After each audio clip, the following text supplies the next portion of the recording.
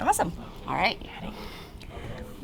Good morning, everybody. Welcome back to Wednesday here at the GAMA Trade Show 2017, live from Las Vegas. It is great to have you back with us on our all-day live stream. We are going to have some of the best and brightest publishers showing off their latest and greatest, so we hope that you can spend as much of the day with us as you can.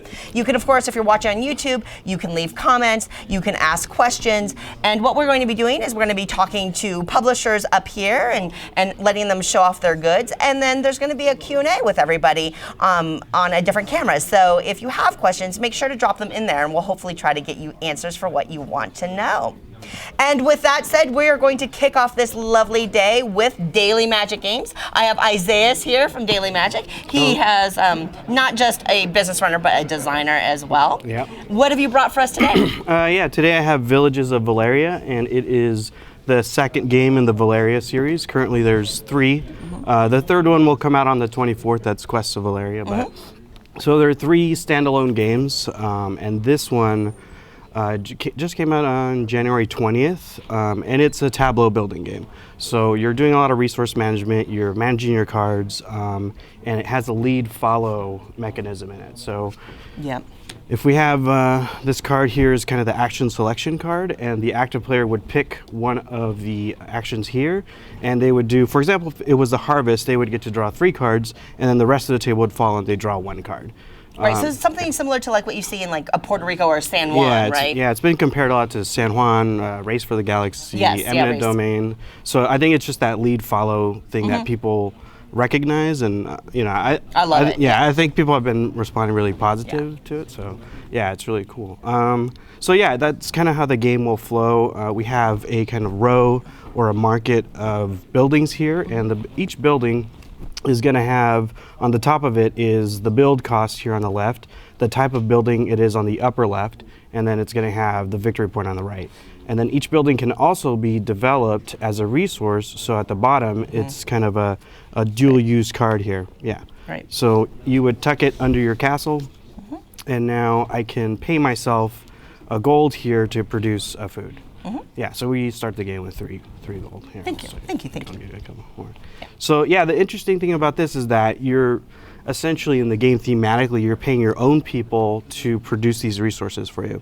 And you never lose this gold. Like once you use it, it's kind of stuck there for the round, but then at the start of your turn, you're going to get it right back. And I can pay you to use your spots as well. That's another cool thing is if you don't have the resource you need, but let's say you have that resource, I can pay you, and then at the start of your turn, you're going to take that gold. So the gold is worth 1 victory point at the end of the game. So you want to use it strategically. You don't want to just give people your victory points, right? But you want to use it when you think it's going to build you a building that has a really good power for the route that you're going on. So yeah, it just continues like that. We play until there's a certain amount of buildings and adventures into your village here, and then we're going to count up victory points. Right, because you have 2 decks in this game, right? You have these buildings that provide, and I love, if anybody who knows me knows, I love multi-use cards. So those cards that when you have this hand of cards, you're like, oh, I really need that ability, or I really want that symbol, but oh, I really need that resource, and having to make that tough choice. I love that tension in a game.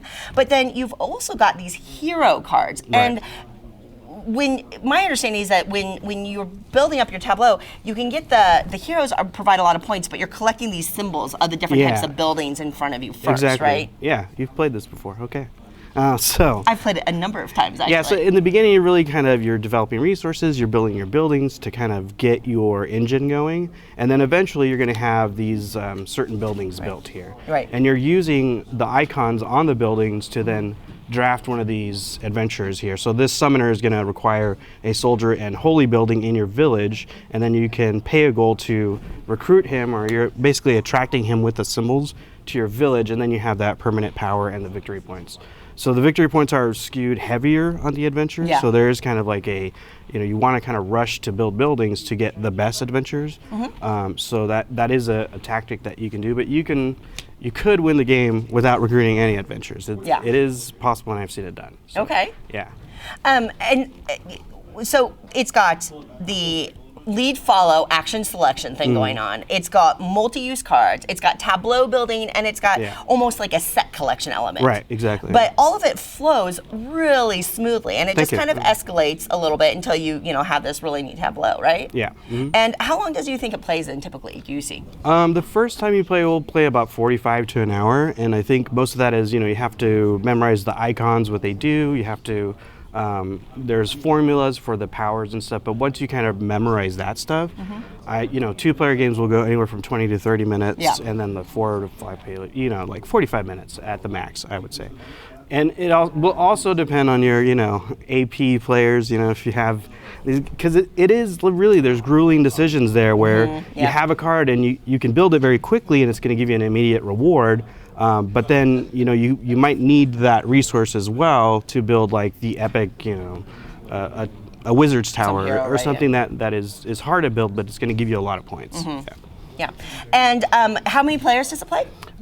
So it's 1 to 5, and it does actually come with a solo mode, and it comes with a solo player reference. So if you're playing by yourself, there's kind of short rules here, so you don't have to continuously look back. I love solo games that have that option. Yeah. And I co-designed this with Rick Holzgraf, and Rick actually developed the solo rules. He, he developed the initial engine of what's happening, and then we just kind of went back and forth every week, like iterating like crazy, and I couldn't have done this without Rick. So, that's great, and it's available in stores now. Yeah. And what do you know the MSRP offhand? It's 25. Oh, so it's $25 and you get a ton of cards and all that tableau building. And I gotta say also the other thing, and I know it's really tough because we can't zoom in with our overhead camera, the art on these cards is gorgeous. I've always loved the art on the Valeria series, so that's nice to see that you're continuing on. It's beautiful. Yeah, the artist is Mihailo Dimitrievski. I think I said it right. Done. Wow. I think I said it right. Yeah, so he's from Macedonia, and he's just a really prolific illustrator right now. So he's everywhere. He's Estero, and he's done Redacted, and he did that. Game of Thrones card game that just came out. That's gorgeous. So yeah, he's everywhere, and he's like a huge deal in Macedonia as well. we just don't know about him, but in Macedonia he's big. Macedonia's on the cutting edge. Yeah, and he did the North Sea Saga, which is Raiders of the North Sea. It's another beautiful game. That's well, it's great that you got a ton because it really makes the game shine with the art. It makes, as you're building your tableau, it's so fun to see that grow. Well, did you now you say you have quests for Valeria or quests of Valeria? Quest of Valeria. All right, and what's that schedule looking like? So that one, it's March 24th is the release date. That's coming right up? Yeah, it's a couple days. Yeah. Oh, awesome. Yeah, so we just kind of decided to get these out as quickly as possible because it's like they were being developed at the same time, and we're like, well, we can go ahead and maybe, leverage the brand a little bit and get sales on both of them. But that one plays completely different. Can you give us like the elevator pitch for Quest of Valeria? It's sort of like a Lords of Waterdeep card game.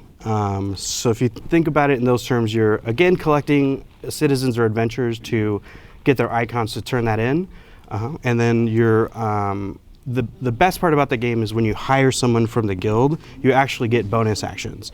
And so you can turn one action into 6 or 7 actions. So really it's a combo management game. So you're trying to get as much as you can on your turn. That sounds awesome. I can't wait to see it. I really like it, yeah. Awesome. Yeah. Well, that is the Valeria. We have Villages of Valeria here, Quest of Valeria coming up very soon. Isaiah, thank you so much for joining us from Daily Magic Games. And thank you everybody for watching. We will see you soon. Awesome. Yeah. I'm excited for Quest of Valeria. Thank you, yeah. No, I'll get you a copy. Okay. You'll be in. Hey, everybody.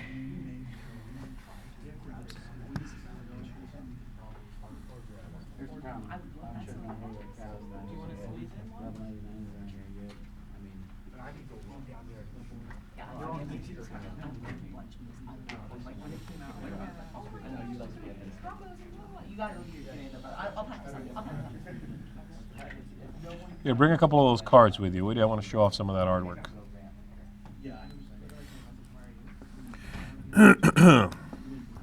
How you doing? Isaias, was it? Yeah.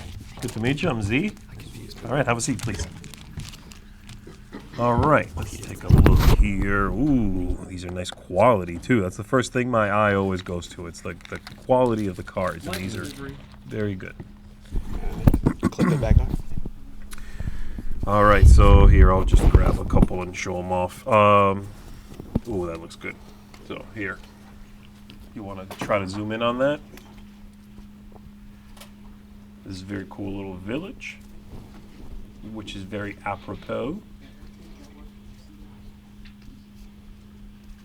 And yeah, the whole artwork really throughout the entire game. I'm just showing you one card here, just to give you an idea of the vibrant colors, the look of the whole thing. It's sort of, it's got a bit of a cartoony look to it, but it really ties well together with the graphic design.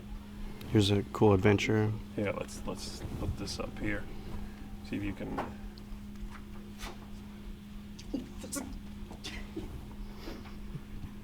Thanks. There you go. All right, let's back out again. But yeah, very cool. Oh, nice. Yeah, yeah. All right, so someone had a question about solo mode. If you could talk about that a little bit more, because people were curious about how the solitaire mode would work in that. Can you tell us a little bit about it? I can try. Okay. So yeah, Rick and developed all of that, and he's the one that play tested that like crazy. Okay. So in the solo mode, essentially what you're going to do is you're going to wean the deck a little bit, so bring it down.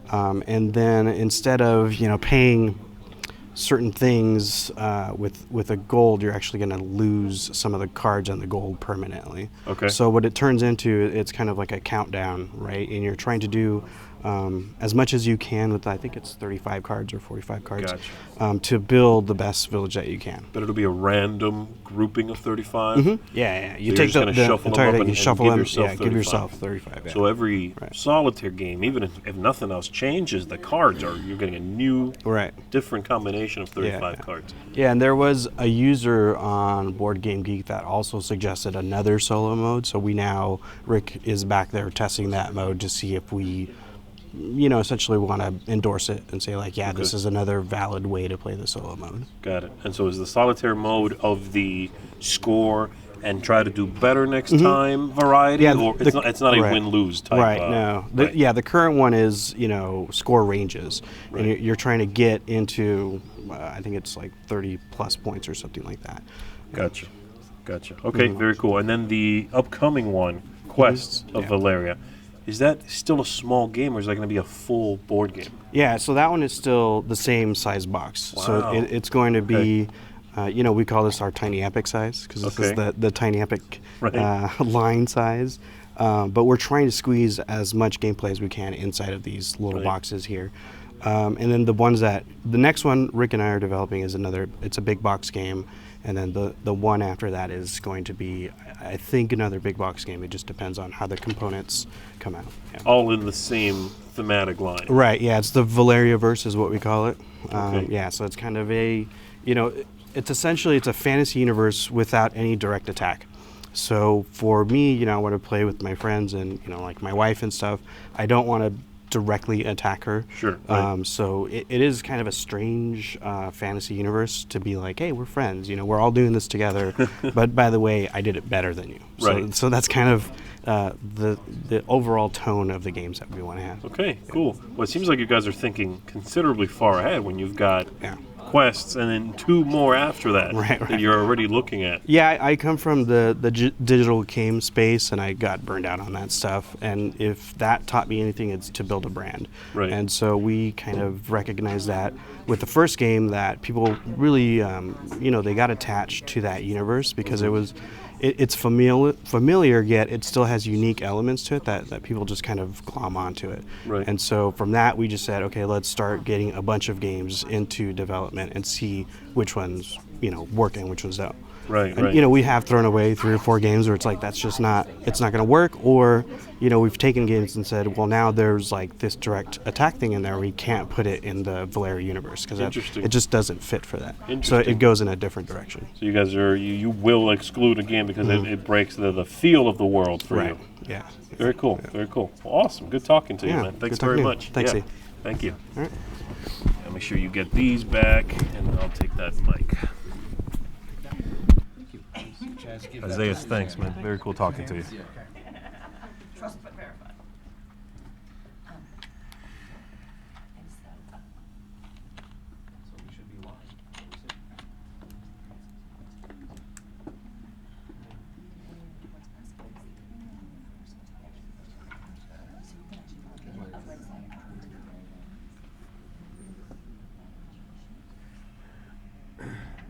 Yeah, I'll throw to you once you're mic'd up.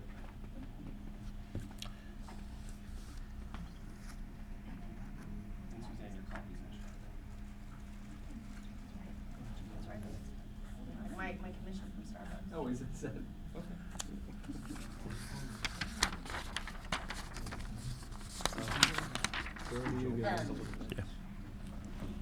Even just like to be honest, like my dress won't hold it, so I just kind of tuck it between my legs.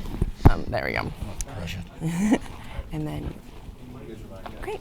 So you can set up your games, and we'll talk through. Which one would you like to start with? Start with a little drop of poison. Yikes. Oh, we're live. Okay. Well, that's a camera, and that's on. Welcome back, everybody, to our GAMA 2017 coverage here in Las Vegas. Today, I have Sean from Baksha Games with me. Welcome, welcome. I see you've brought a bunch of stuff for us to take a look at, so let's get into it. What would you like to talk about first? A little drop of poison. Oh, all right. It's a good little card game. Essentially, it's a story of the rats versus the weasels. That's the epic legend, yes. Yes, indeed. So there's a rat king and a weasel king, and the game's broken down into assassination rounds. So every assassination round, you're going to have one of the kings. So just take out the rat king for now. And then each of the players, 3 to 8 players, works very well even with the 3 players, but once you get into the chaos of the 6, 7, 8 players. Party game-ish zone, or okay. Yeah, can be made into a drinking game. Just saying, that's been done. And then each of us is going to be either a rat or a weasel. Oh my gosh, the art is adorable on this. Like these are just, these characters are lovely. And then we're going to get some poison. There are 4 different colors of poison with either 1, 2, or 3 drops of poison on it. And sorry, I need to stop you real quick. Your mic is upside down. the question is, can you hear me? No, got it. Oh, There we go. perfect, yeah. Okay. Can you hear me better? Yeah. Okay. Okay. It's live TV, everybody, woohoo! And then everyone's going to get some poison. So you'll get a couple of poison cards to play. Okay, do I want poison? Oh yeah. Okay. 'Cause you're going to be getting points for killing other people. Oh my goodness, okay. Yeah. Well, they are rats and weasels, so you know. Exactly. So as a weasel, you would get 3 points for killing the rat king, but you can't get that this assassination round. 2 points for killing the weasel king, 1 point for killing a rat, and 0 points for other weasels. So there are factions that will form naturally. Yep. And each assassination round, the factions will change. Okay. So you can play as much poison as you like, but you must play at least 1 card, and you can only choose 1 target. You can't split your poison up. Okay. Now it's going to take 3 drops of the same color to kill any peasant, Okay. and depending on the number of players in the game, for example, at a 4-player game, it's going to take 5 drops of the same color to kill the king. Okay. So it kind of scales depending on player count. Gotcha. And so everyone's going to play face down. So Oh, okay. All right. at first, you're going to play face down. I'm a weasel. You're a weasel right now. Yes. Okay, I'm a weasel. Yeah. So you would probably not play on this weasel. Sure, but you sure. can play on one of the rats or the king, depending on what you. All right. So I'm just gonna this little farmer. What'd I ever do to you? You're a rat. That's how this. We're okay. sworn enemies. All right. And, I'm a weasel. Then I'm going to play this on this weasel over here, and without looking You're what right. they're doing. Okay. Not really important. Right. Then once everyone plays, then we're going to Reveal. reveal. Okay. Oh, look at that! He killed you. Dead already. Nicely done, rat. That was Okay. quick game. Well, no, you'll be back in the next assassination round. Okay. So they would get 1 point for killing you, and then you would be out for the rest of the assassination round. The assassination round is going to continue until either the king is dead, or there's 1 or fewer peasants left. Okay. Because if there's only 1 peasant, the king knows who's trying to poison them. Done. Great. And you go till someone gets 10 points. So light, That's quick. it. That's and just kind of social and Yeah, fun. social And fun. really, But it there's seems a like little more depth than it seems. You can bluff. You can. Now, and that's right because you're playing everything face down. face down. So the other thing is that in the base game that's out right now, this is what you're getting. There is another version of the game coming very soon where there's going to be some antidotes that you can play. Okay. There's 2 kinds of antidotes.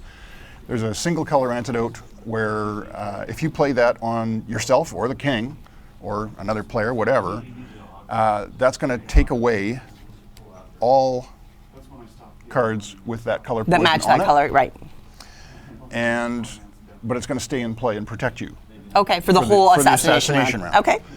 Whereas the universal antidote, what that's going to do is that's going to take away everything on you and go away. And then go away. That's awesome. I like what that adds to it a lot. And That's it very does. cool. Awesome. Because if you're in a position where there's 2 of you left and there's a lot of poison on the king, if you think the other person is going to be able to assassinate the king, but you can't, you just kill him. Exactly. So it's definitely part of the game. It's kind of quick, light, 3 to 8 players. And it's available now. It's available right now. Okay, available in stores. A little drop of poison. And what's the MSRP on it? $9.95. So really, just a little deck box, card game, something you can throw down and play real quick with some friends. Yeah, new version is going to be $12.95. Awesome. $11.95, $12.95. $11.95. We'll verify that. Yeah. All right. Good. Well, you have some other boxes here. Can we scoop this up and let's talk about what else you brought? Just show those over and we'll deal with that later. Yeah. Yeah, we'll just go right to Good Help, the card game. My first game when I started into doing board games was Good Help. Okay. And it was a big box, and it was a very rules heavy and took about 3 hours to play. Sure. Which there's nothing wrong with that. I love games like that. Indeed, but I decided that this might work a little bit better to distill it and get the playtime down to at least half. Okay. So I brought back a lot of the art and updated it all and so on, and now we have Good Help, the card game. Good Help, the card game. Yeah, so what's the theme? What's the story behind Good Help? The story here is that you've just finished your evil doctorate. You move back to the small Eastern European town you grew up in to start your revenge and build your first monster. Okay. So it's a Frankenstein monster building kind of a thing. Okay. You've got assistants that are going to be helping you out. And you've got a castle and doctors. Okay. And you're going to be sending, so you have to at least appear to be an upstanding member of society. So you send your assistants out to do things like go get body parts for you. Of course. So you have to get a brain, a torso, a set of limbs, and a set of supplies back to your castle using, there are 7 town sites. And then once you assemble your monster, you send it out to the town to destroy the buildings you've been using. And if you destroy enough buildings, then you're the winner. But if there are too many monsters and not enough buildings for that, then the monsters will fight to the death. Gotcha. And so this is the card game of Good Help. Is it available in stores now, or is this coming out soon? This is going to be coming out probably Q3. Okay, so almost done.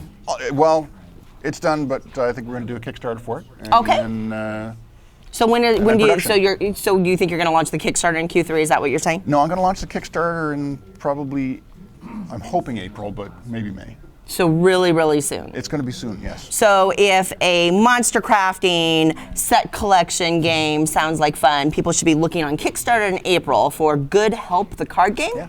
Awesome. All right. I think we just have a couple more minutes here. Did you want to talk about Time Jockeys? Yeah, Time Jockeys here is almost sold out of its print run, actually, which is why I didn't want to focus on that. Okay. But it is a fun little card game.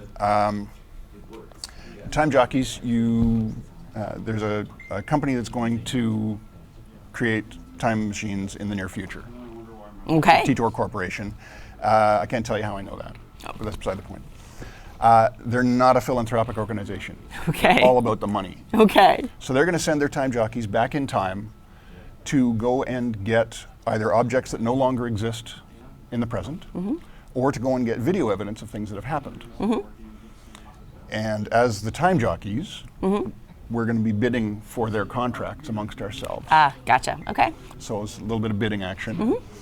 And then you're going to try and execute these contracts. Okay. The thing is that by unfortunate experience, they found that you can spend a maximum of 15 days in the past cumulatively. Makes sense. And if you go over those 15 days, which is why we have that, you die a very messy death. Alrighty, noted. And so you'd be out. So you have your 15 days, and all the contracts have a certain number of days that they will allot in order in order to finish. So that ranges from a 1-day contract up to a 4-day contract. And I mean, you're going to get more pay for the 4-day contract, but if you mess it up, Yeah, you're there, yeah.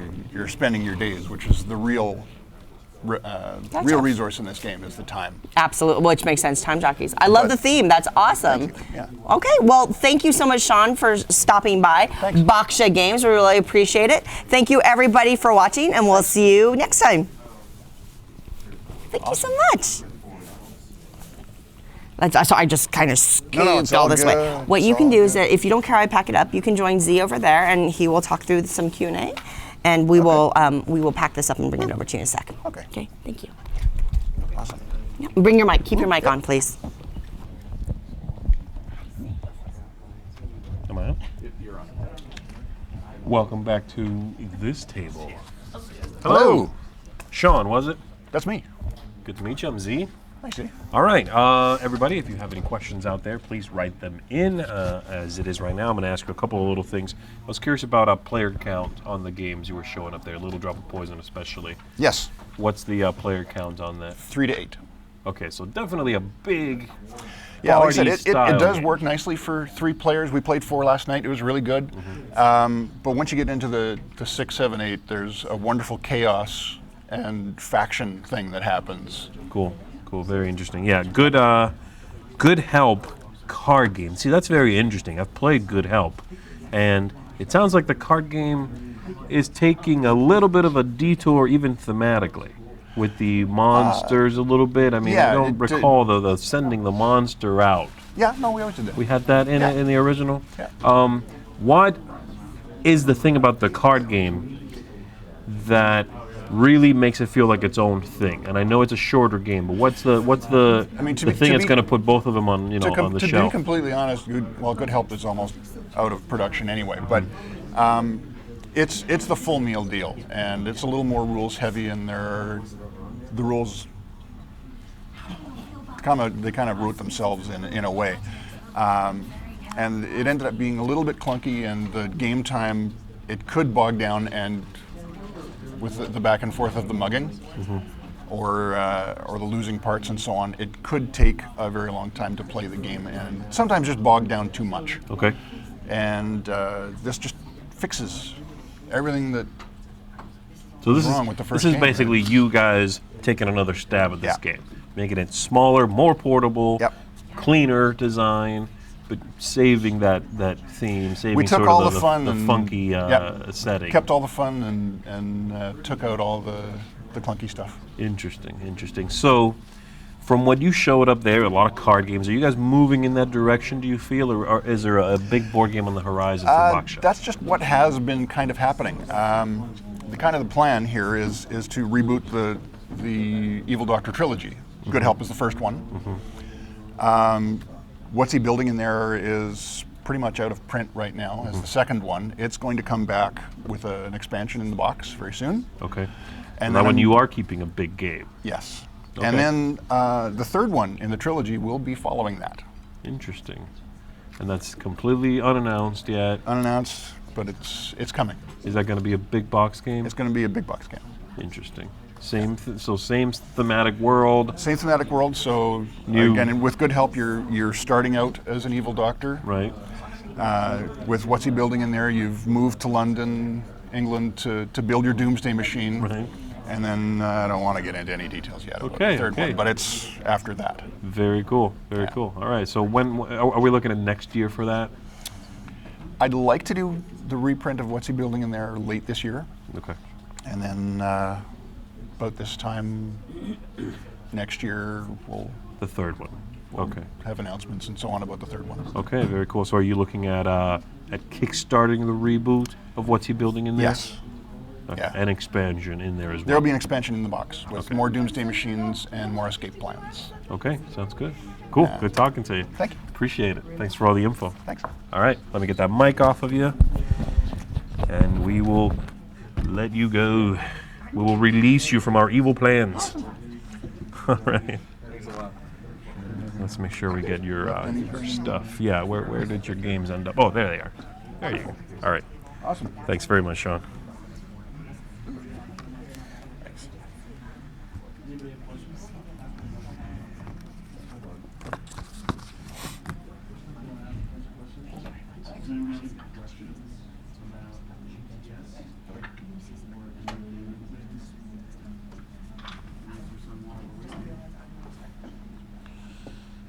All right.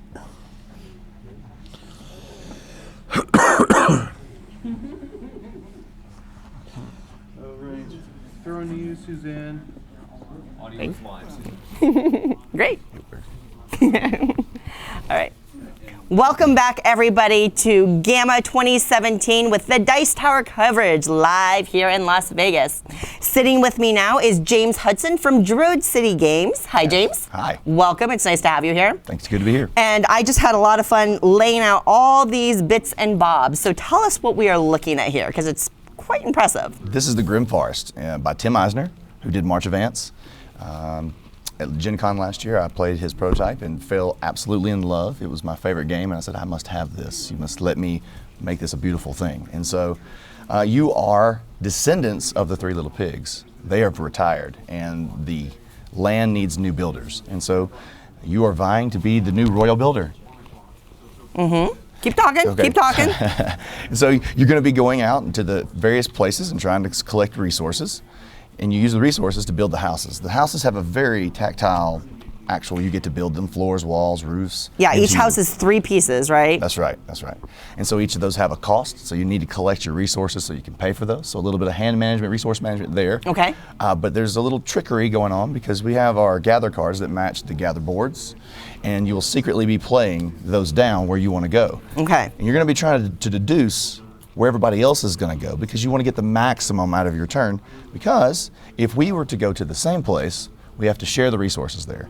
But if I go to a place by myself, I get them all, right? So you're going to be kind of looking around, deducing what people are doing, but then you also have the Fable cards, and the Fable cards go down with your Gather card, and this totally changes everything because Okay. there's a lot of powers that activate by.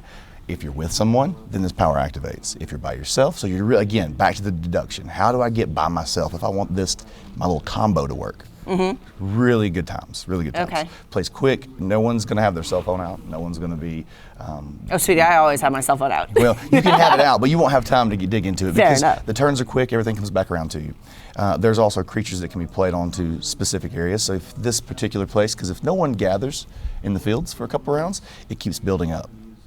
And so it gets juicier and juicier. Nice, okay. And so, you might say, hey, I know someone's going to go there this round, or at least I anticipate that. Mm-hmm. So I'm going to play a wolf there. If the wolf catches anyone there, he wipes out all the resources. So there is a little bit of take that in the game, but it's very lighthearted, and no one's buildings are being destroyed for the most part. There's nothing crazy like smashing houses and flipping tables type of thing. So Gotcha. I have to say, I love that mechanism where, if you go to the same place, you share the loot, but if you go someplace separate, so there's this thing like, oh, I'm pretty sure I can get all of that thing I don't really need, but I can get all of it. Yep. One of my favorite games, Happy Pigs, has something similar to that, and I love that in here, Yeah. and oddly pig-themed as well, so what a coincidence. So talk to me a little bit about the art in here, because I have to say, and I don't know if it shows up on the camera, maybe they can zoom in during your Q&A, the art is stunning Sure, on yeah. this. that's because Mr. Cuddington, who did Santorini and Steampunk Rally, they're working on a little game called Charterstone. They're super talented. So, one of the things that I wanted was this world to be almost not Disney-esque, not exactly, but on that level quality of telling because fairy tales are just so vivid, and that's what I wanted the game to be, is very vivid. And that's why I definitely wanted to push all the components to the best that they could be, because I feel the replayability is there, and that you're going to want to keep playing this over and over.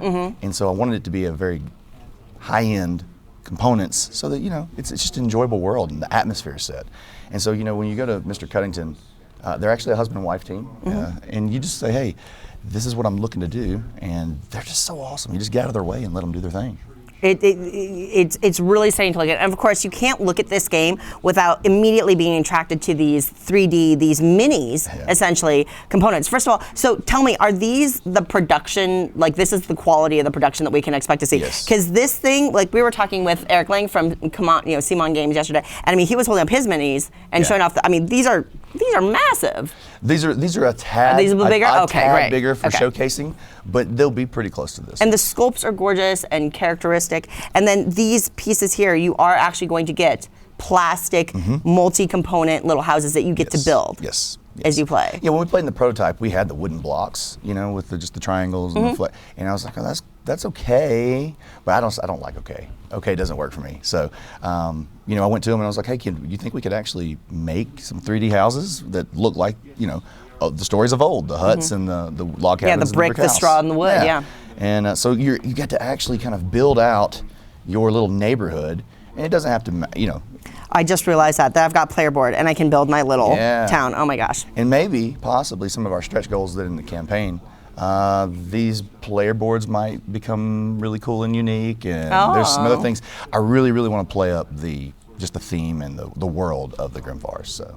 Really Well, you've definitely got a lot of theme oozing in here. Gorgeous art, gorgeous components. Sounds like there's a lot of fun gameplay in here. So you mentioned Kickstarter. Talk to me about that. So it's next, oh gosh, what day is it? The 21st, so it's next Tuesday. And we'll be launching at 9 a.m. Central Time. We don't have any sort of early birds or anything like that, so there's no reason to fly in there crazy.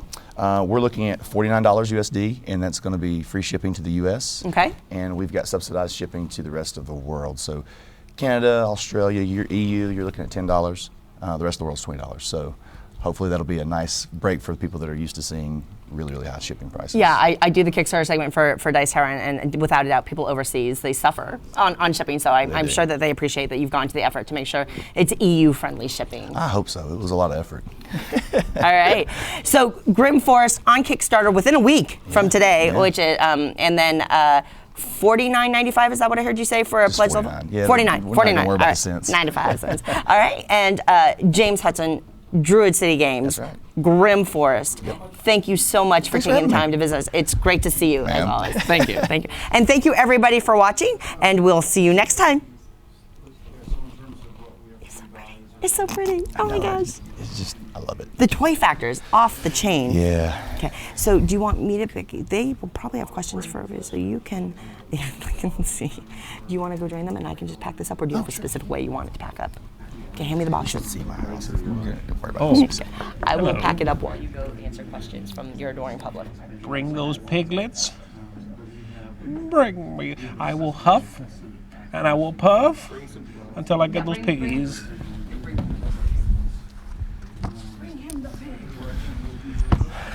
How you doing, James? Good, sir. How are you? Good to see you again.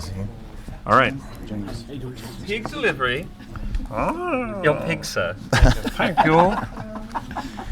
Very cool. Now, one thing I'm noticing right now, I didn't get a close look at these the other day. Are these have like a speckling effect to them? That's just because of the 3D printing, or you sprayed them down or something? We spray them down just so people can see the detail. Because when you get a 3D print, they just come in all white. Yeah. So you can't see in the details. So Gotcha. I know a guy who loves to do painting minis, and he just said, I was like, I don't want it to be completely painted because I don't want it to show on the Kickstarter that it's a painted, because they're not going to be painted. Yeah. So I didn't want, Just for shading. Yeah, because when they're all white, you just can't see anything. You getting that? That's a lot of pig goodness. A whole lot of bacon. That's a whole. Wonderful. Look at that. All right, cool. I want to talk a little bit about the company, actually, because you covered a lot of the game up there. I'm curious about Druid City Games itself. Sure. Tell me how you came about. Tell me what you've done before, what's on the horizon for you, and what the plan is, sort of the vision for the company for you. Sure. So I've only been in board games for about 3 years, so I'm fairly new as far as everybody else. So, I came home one night and saw all of my, I work all week, come in, I've got like 3 hours with my family, and my kids are sitting there, and everybody's got their face in electronic, and I'm just like, this sucks, what do I do? And went out and bought Power Grid at Barnes & Noble, and it took me down the rabbit hole, which is here. And so we did Barnyard Roundup that released in retail last year, and that was our effort to really that exact situation, right? Something that you can play with your kids, that's not an old trope that you're really, really tired of playing, that feels more like work than playing games. Right. And, we just wanted to make things that people enjoy. And we think we got that with Barnyard. Tom really expressed that in his review, where he was saying, playing with kids is a lot of fun because they just light up when they get to be like, hey, Dad, there's 2 pigs. So do you see the company definitely being a family the games definitely be more family oriented? No, yes and no. I mean, I think we're always going to have our toe in the water of making something that kind of bridges the gap like this, where you're. This is definitely a gamer's game, but I would say it's Gateway Plus. Okay. And so it's something I think you can bring people into the hobby with, right? Because the presentation, very much like Santorini, where people see it on the table and go, "Ooh, what's that?" And they get drawn in, and then you just get to before they know it, they're 45 minutes into a game and they love it. So, Right. yeah, as far as long term, I kind of want to probably stay in this range where we're in that Gateway Plus. But you never know. Somebody might bring me a fantastic game. Sure. And you just have to do it. So. Yeah, yeah. So what are you expecting? You did the Kickstarter. You did a Kickstarter for Barnyard Roundup, right? How are you expecting this to go as compared to that? I mean, what did you learn from that first one? Sure. What are you bringing to this new Kickstarter? And it's right at our doorsteps too, right? I mean, a few days. Sure, that's right. How are you feeling about that? I'm feeling great. We've done all of our pre-marketing and things like that, and all of the response has been really great. So we're excited about that. Yeah. Barnyard and family games on Kickstarter. The market, most of the audience on Kickstarter is not looking for family type games there, and so, I took my lumps there as far as learning how everything works. Right. I'm expecting a much different experience with this game, just because we've tried to streamline everything, because it seems like there's a lot of companies that just have all these things that you got to work through. We're just saying it's $49. Everything's kind of packaged together. Just come in and help us hit all of our stretch goals. Okay. We do have one exclusive, and it's a box sleeve that turns the book into this gorgeous tome-bound book that can sit on your Very cool. shelf. Again, all you got to do is get out of Mr. Cuddington's way, and they make fantastic assets. So there'll be an exclusive there, but overall, I want, even on the retail side, I want everything to match. I don't want there to be a lot of differences between boxes and things like that, so that people feel good about buying the game when they get it, and they don't feel cheated, things like that. Okay, cool. What are you expecting, assuming everything goes great, which I'm assuming it will with this fun-looking game, when are you expecting the delivery date to be? So we're setting the delivery date for December. Okay. And I'm trying to put a little padding in there because I definitely don't want to be late That's to a the good backers, idea. and especially if I'm saying December, because I know we all know people may say, I want to get this for a Christmas present, and then if it doesn't show up in December, I'm going to have the pitchforks and the torches outside the house. So, but I feel really good from all of my timelines. We're really prepared. All of our assets are in place. So. And you're going to have, someone's asking here, is the insert going to accommodate all of the nice big chunky miniatures there? Yes. Is it going to be all nice and molded for them? Yes. We are working on a molded insert, so there shouldn't be any bits flying around. Okay, sounds good. I think that's it, except for one question that people seem to continue asking. Who's your tailor? Yes. That's my secret, and I can't let that out. There you go. So stop asking. Good talking to you, man. Good. Thanks for having me, guys. Yeah, you got it. Thank you. All right, let me get the mic off of you. I will reluctantly give you back your piggies. I'll see you later, my precious. All right. Awesome, James. Thanks, man. Yeah, you got it. All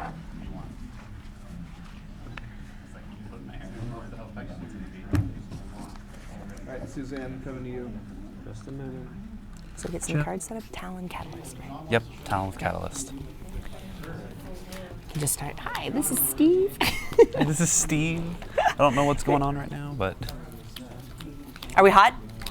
Are we caliente?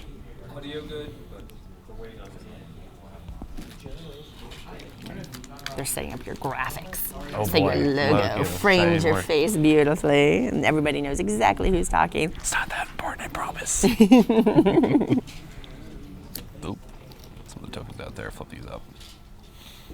0 day. Very sci-fi. Yeah, it's very futuristic, very dystopian future. Why is the future never good? It's always dystopian. For some reason, it's like we like drama. And drama that we don't have to deal with. Yeah. Yes. Hopefully, but most of the times that the stuff passes in Shadowrun, we'll all be long buried in the ground because we don't want to be there. I don't have enough coffee in me for this yet. Great. Welcome back, everybody, here at GAMA in Las Vegas 2017. Sitting with me right now is Talon from Catalyst Games. Hi, thank you for having me here. Welcome, welcome. I see all this amazing sci-fi art in front of us with some cards. Talk to me about what's going on. So this is going to be our new card game for Shadowrun, which is, again, the artwork is beautiful on it. It's called 0 Day. Okay. And we're really excited for this game in particular. It's one of our first true hobby games that we're releasing that is part of the Shadowrun licensing, but not necessarily part of the RPG or like an appendium to it or anything like that. So completely standalone. It's a 1v1 kind of hacker game where we're both dueling to fight it out in the mega corporations, and it's really exciting for us because we haven't done anything like this before. It's brand new to us too, so we're hoping that people really enjoy what we've got here today. Great. And so you mentioned 1v1, so is this a 2-player only game? This is a 2-player only game. We play with a deck of cards that we will draw from and battle it out using color coding, which is what most games do, but we have awesome cards like Exploit, Sneak, Masquerade, Guard, and these allow us to kind of send our packets or nodes in the matrix out there in the world, siphon off some extra money along the way while we're at it, and allow us to break through to finally get to the mega corporations, which we all hate or love depending on what side of the dime you're on. Right. So it's interesting, very basic mechanics, but they all come together to create a really nice hardcore strategy that most players who are wanting to play it casually can. Really easy to pick up and learn. And for those who really want to dive in, can really actually chew on this a little bit while duking it out with their friend or family member who's playing with them. So is this the kind of game where players bring their own deck to the table, or are they drawing from a deck and kind of tactically trying to figure out what to do with the cards? Yeah, no, everything is going to be in the main game. So you'll have 2 decks, one for each opponent. They're exactly the same, so there's no variable customability of that. Everyone has an equal chance to fight it out. Okay. And it's all about the strategy about how you want to place your cards on the table. Most of the time you have a deck of hand of 4 with different colored cards, blue, green, and red. And we can play any of that amount of colored card, we just can't play more than one color. So that really changes how you want to play the field, because sometimes you have, let's see here, where are they at? My Masquerade cards. Right here, actually. Like Masquerade, for example, this is actually stopping us from getting into the corporations. So we want to play red cards to this, and until this red is gone, none of our red cards can actually be used on the mega corporations, which is where we really want to earn our money from our win-loss. Because as soon as 4 of these are taken, the game's over. So the game, I see. Okay. So the game is really, really quick. It's supposed to be 10, 15, 20 minutes of gameplay. One person wins and you start all over again because you lose by just that little tiny margin. You want to come back and try and get a win back in. So the amount of competitiveness is great with this. Okay. And I see we have like these different kind of location cards, Yes. for lack of a word, this is Megacorps. So are there points involved here? And I see it looks like there might be abilities on the cards or something like that, or am I just misreading it? Yeah, so every data point and megacorp or location has 2 things that are really unique to it. It's got a breakpoint in the bottom left-hand corner, it's got a point value in the right-hand corner, and a text value whether you earned or lost this positioning. So Neonet, for example, has a winner, so it means if I actually got to this before you, I have a winner text, so some variability is there. I don't think there's a winner text out there in the corps, but there is loser text in the actual data point. So if you're trying to fight it out with somebody else and they rip it out from underneath you, there's some penalties to be had if you decide to go for a high bid stake and kind of don't get a cash out on it. So That's cool. And then this is all set in the Shadowrun universe. in the Shadowrun universe. So all the mythos, all the lore, all the storytelling, you've kind of incorporated bits of that here. Yes, exactly. We've got some of the AR feed on some of the things. So we've got the cannon, which represents our exploit break wall. We've got the sneak, which is our AR Fox. Masquerade, which is our node network. We have beautiful artwork on the mega corporations, really showing, pulling from that nice deep archive from Shadowrun from over the years, and just bringing it out and refreshing it and bringing it to a newer audience. That's just an amazing AR feed type way, stuff that we really haven't really done yet with most of the books, in fact. Yeah. So. That's great, and it looks like these might be because they're ones. Are these prototype components? Yeah, at this point? most of our cards in the artwork are pretty much finalized and finished. The tokens, not so much yet. That's okay. But so that means it's not quite in market yet. So what are we looking for a release date here? We're looking at about July. So about mid-July or so, or we're expecting that they're going to hit distributors about mid-July. We'll probably have them available for most stores in about right around the end of July, third, fourth week into it. Okay, and do you know what the MSRP is offhand? I don't yet, unfortunately. So, But all card games, some tokens, available July, Shadowrun, 0 day. 0 day. Yep. Card game is set in the Shadowrun universe from Catalyst Game Labs. Yep. Very exciting. Thank you so much for showing it off. Yeah, Is there thanks for anything else having you us wanted here. to mention? No, I mean, it's great. I hope people really enjoy the game. We were really excited to do this because it's really unique to us, and we hope that it's really unique to you guys, and hopefully everyone enjoys it just as much as we have. Well, thank you so much for sharing it with us today. I appreciate it. Thank you for having me here. And thank you everybody for watching. We will see you soon. Awesome. Thank you so much. Would you like me to pack this up and then you can go over there? Or are you worried about? I'm not worried about the order or anything like that. If you Carry want your to do mic it. with you, please, and so they can all I mean, hear I you could over throw it there. on the ground, but I could too. Do I get to do that? That's awesome. we'd have to pay for it afterwards. But Oh, darn it. All right, all right. yeah, it doesn't matter what order they go. I reorganize it before every event. So Roger that. you sitting down for the Q&A? Yeah, right here. Oh, well, see. In case you get lost, I'll step in. I hear you did okay. Oh yeah, like because I watched you come in at like the last minute of the thing. Oh, I'm sure. How you doing, guys? Good to meet you. I'm Z. Good to meet you. What was your name? Talon. Talon. Lauren. Good to see you again. We've met. All right, guys. So you talked about the game up there a good amount. I'm gonna hit you with a couple of other things. I think the IP you're working with here is really fun, and the audience loves it too. So is there something else you guys are putting out there using that Shadowrun setting that you're looking at in the future? Anything else on the horizon? Yeah, so I kind of like, broke the news this morning at our breakfast conference. Yeah, let's make sure we get you. Can you hold that up to him? Yeah. Make sure. I'm we just jumping in here at the last minute because there was questions he couldn't answer.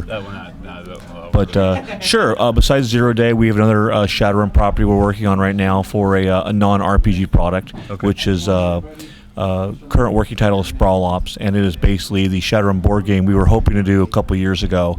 That the design we got in at that point did not work for me, but we have a new design in that I'm really liking. It's a worker placement Shadowrun Seattle Sprawl game, and it is a lot of fun.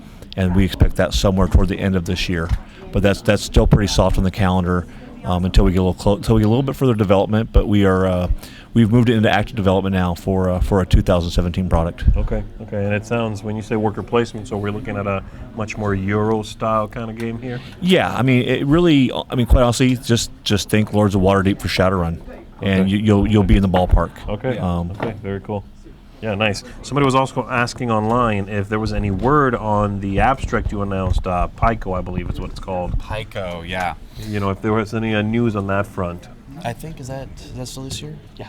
Yeah, Pico is still on our plate to come out. It's still scheduled and slated for this year. Probably late this year, unfortunately. We had to push it back a little bit just to get some stuff done for it.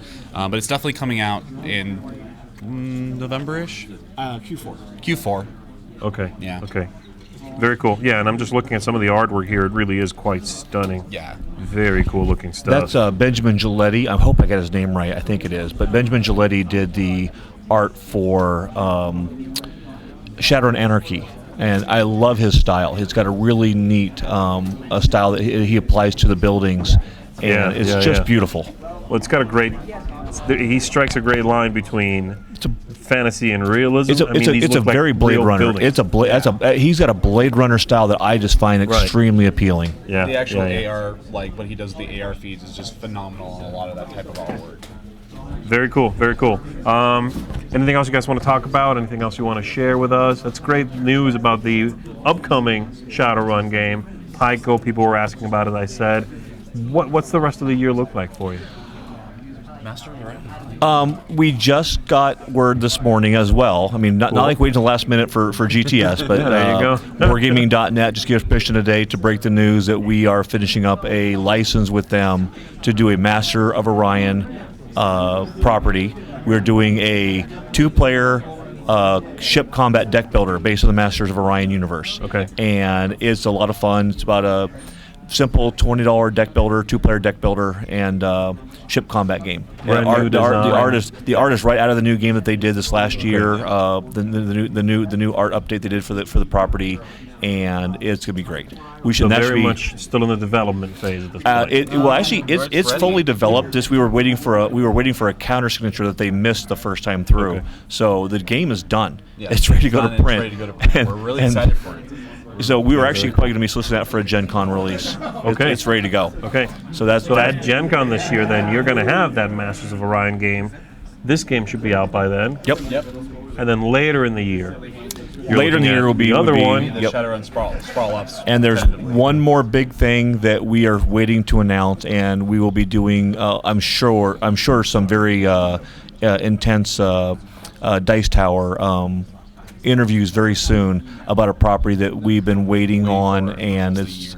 Yeah, and that we were hoping to have here at the show, but we didn't. But it'll be announced very soon, and we will be contacting Dice Tower to give you guys like a really good heads up on some really cool stuff coming down the pipe that we hope to announce for a 2017 release. Okay, that's very tantalizing. So we'll end with that. Best I can do. Yeah, we'll leave them wanting. Thanks, Gary, guys, very much. Great talking to you. Thank you. Appreciate all the info. You guys have a good show. You too. All right, here you go. I think might be missing one last plastic bag though. Yeah, let's take another walk around there and see if we can't spot it. That's the plastic bag for the bigger cards. Is there a plastic bag over there for the bigger I see what cards? she did. Never mind. She's I see how she's separated. You got it? Yeah. Okay, cool. Thank you guys. Everybody has a different bagging regime. Bagging system.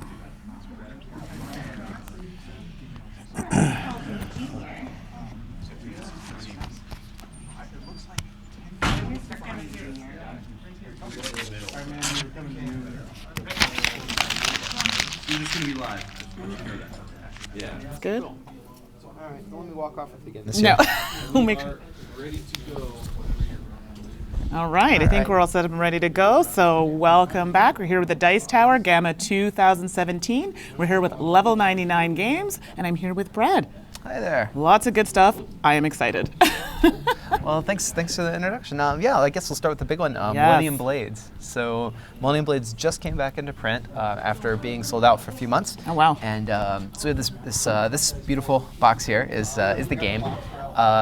So Millennium Blades is a board game about a group of friends that play a collectible card game, which is also called Millennium Blades. Oh, okay, that's cool. So you start out on pre-release night with your starter deck in your hand and a dream in your heart, and you buy and sell cards, you trade with the aftermarket, you build collections, you help out your friends, and you try to prepare yourself for the final world championship and become the world champion of Millennium Blades. And all this happens over about 2 hours in one box. Oh my goodness. So this is a CCG simulator card game. Very cool. And so it's the key mechanic of this is real deck building, like not like Dominion style where you build as you play, but actually you get a pool of cards and you have to figure out which one of these you want to put in your deck, which ones you want to put in your collection, which ones you want to sell off, and you're constantly buying new cards, and the cards come in these booster packs where you don't necessarily know what is in the pack until you open it and take a look.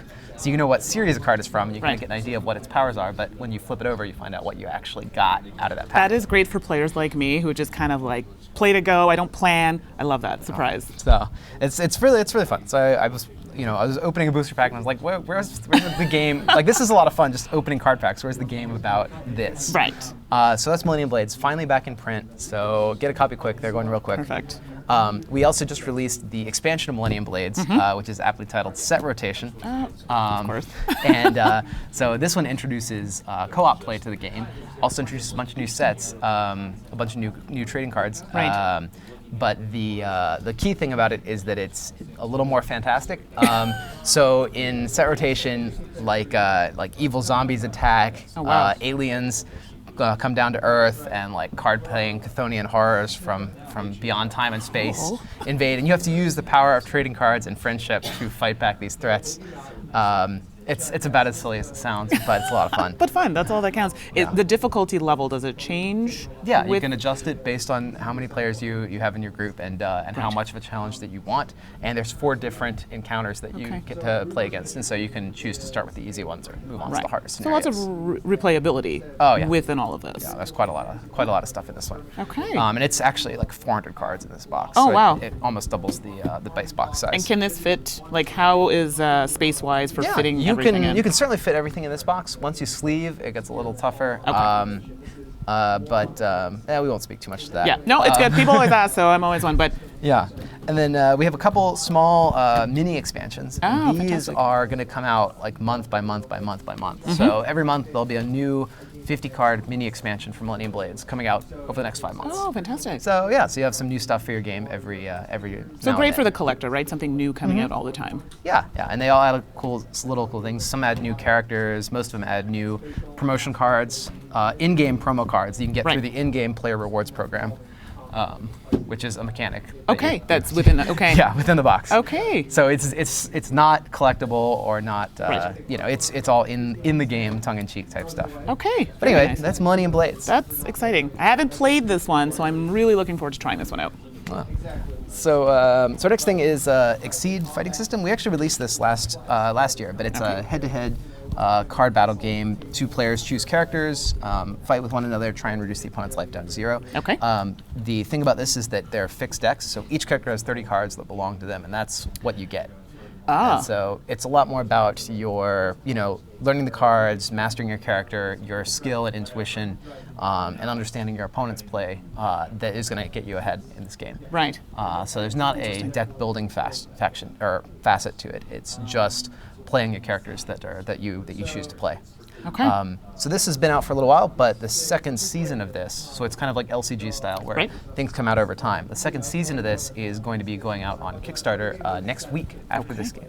So if you are interested or curious about Exceed Fighting System, check out our website and see if you want to play season 2 when that comes out this thing. Very neat. So, great. Yeah. So let me talk about Mega Man. I think, Mega Man? Okay. This is the latest thing. So Mega Man Pixel Tactics is a collaborative project that we did together with Jasco Games. They probably already talked about this, but a little bit, yeah. But that's okay. The basics again. This is Pixel Tactics. It's a strategy RPG card game. You choose a leader, your opponent chooses a leader, play your characters out around them, build up your unit, try and knock out the opponent's leader first. The thing about the game is that it uses all Mega Man characters now.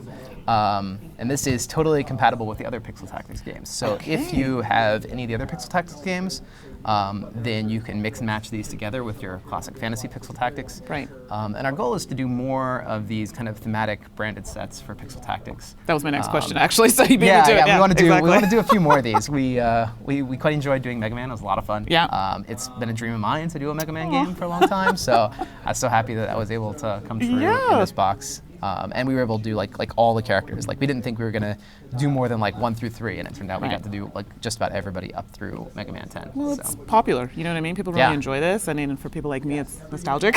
So definitely something of interest. So anyway, super exciting to finally have these in hand, and they should be shipping out like next week. So. Oh, okay, so really soon. Yeah. So if you backed for this, or if you're looking forward to it in stores, you'll see it real soon. Okay. Which one would you like to talk about next? Cool. Well, let me talk about which one. Okay. This is our social deduction game, and it was designed by a veteran werewolf player, tournament werewolf player over about 3 years. It's I don't want to say like an expert werewolf game, but it's certainly a step above. But it's a group of villagers trying to find the witches in their midst and get rid of them. Right. Before, to put it politely, before they get outed or gotten rid of. Right. And there's only witches left. So the cool thing about this game is that each character has a power. There are no generic villagers. Everybody is somebody, and everybody has some kind of special power. Right. In this game. The other thing is that your team role, whether you're a witch or a villager, is completely separate from your character power. So even if you use your cool power, it's still not revealed what team you're on. Okay. And even if it's revealed what team you're on, people don't know what you're capable of. Okay. So there's a little bit of that. that. A little bit more investigation in this type of game. So cards are not revealed when you die, so the players won't know until the very end which team is really ahead unless they're paying a lot of attention. Right. And when players die, they go to the afterlife, and villagers become angels, witches become demons, and you continue to influence the game during the night phase by giving people special protection or by meddling with the powers of the other characters. So I like the fact it doesn't just end. And it's funny when you were saying that, I was looking at the time of how long it takes to play. Yeah. You know, social deduction games are relatively short. So, and I noticed this one is like a 30 to 90 minutes. So yeah, this can go quite long Right. with a group. So if you have a group of like experienced gamers, and they say like, werewolf's too casual for us. Like witch hunt is really what they want to. That's what appealed to someone like me, because I like deductions that have a bit of depth or something different than the other. So yeah, and this one is super deep. So I think it'll do well. Scratch that itch for you. Okay. So Anansi and the Box of Stories just came out. This is a family-style trick-taking game, and in the game you are one of the animals from the Anansi, the spider stories of African myth, and you are playing tricks on each other. And so your goal is to win these tricks. But there are cards that get played into the tricks that have spiders on them, and the player who gets the most spiders at the end is the fool. And so you want to collect as many cards as you can, because all the tricks you capture are points, but if you're the fool at the end, you lose points instead of getting them. And so at the start of the game, you'll pick one of the animal characters, and that will give you a little special power that you can use during the game. I like the special power themes here. This is great. we love our it's good. asymmetric play. We love our special powers. And you pick an animal, and those animals are all super cute. We have on the back here. Yeah. Cute. And you pick an animal, and and that becomes your character for the round. Okay. And so for the advanced players, the animals also have different traits, and you can mix and match those. So you might get like a crafty rabbit, or like covetous serpent, or that kind of thing. And those will change your play as well. And then for the really advanced players, we have offsuit special powers, which is a little bit like diamonds, but slightly more advanced. So even your very hardcore board gamers will find something to love in this game. And that's great that you have that, can be complex or very simple, so it's a nice range in there. Scales for the family or for your gamer friends. Perfect, that's important. Yeah. Okay, and finally, last one. Tomb Trader, this is coming out next month. Okay. This is a lightning negotiation game. Okay. Each round, you and your friends will venture into this tomb, and you'll choose which path you want to go down, and then treasures will be revealed.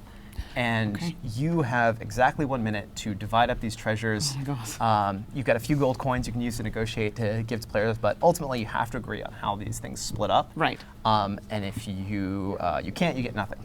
The game plays over 5 or 6 rounds, depending on how many players you have, and all the treasures get distributed. At the end of the game, the player who has acquired the most treasure and gold wins. So it's pure negotiation. There's really no mechanic aside from that. Except for secret roles. So you are a character and you have certain things that you like more than other things, and they're worth more to you. So if you are like the artist, then if you can find like ancient paintings and sculptures and stuff, those are worth more points to you.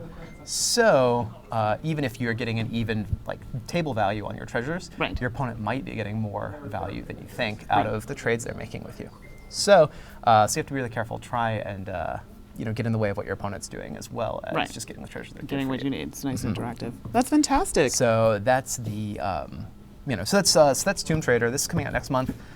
I've really enjoyed being able to develop and work on this, and I think you guys will enjoy it a lot too. Awesome, lots of good stuff here. So I think we've covered it all. Is there anything else you'd quickly like to add before we finish off? Everything. I think we've covered the whole lot of it. Perfect. Well, thanks for joining us at Level 99 Games, and we'll see you guys soon. Oh. Bye.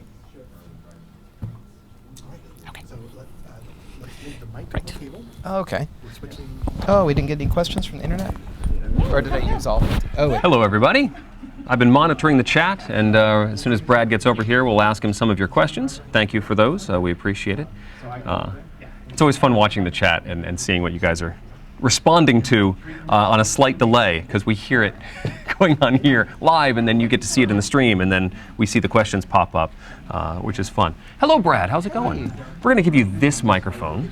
We're trying a couple of setups just because we've got more people in the room today, and it's more noisy than it was yesterday.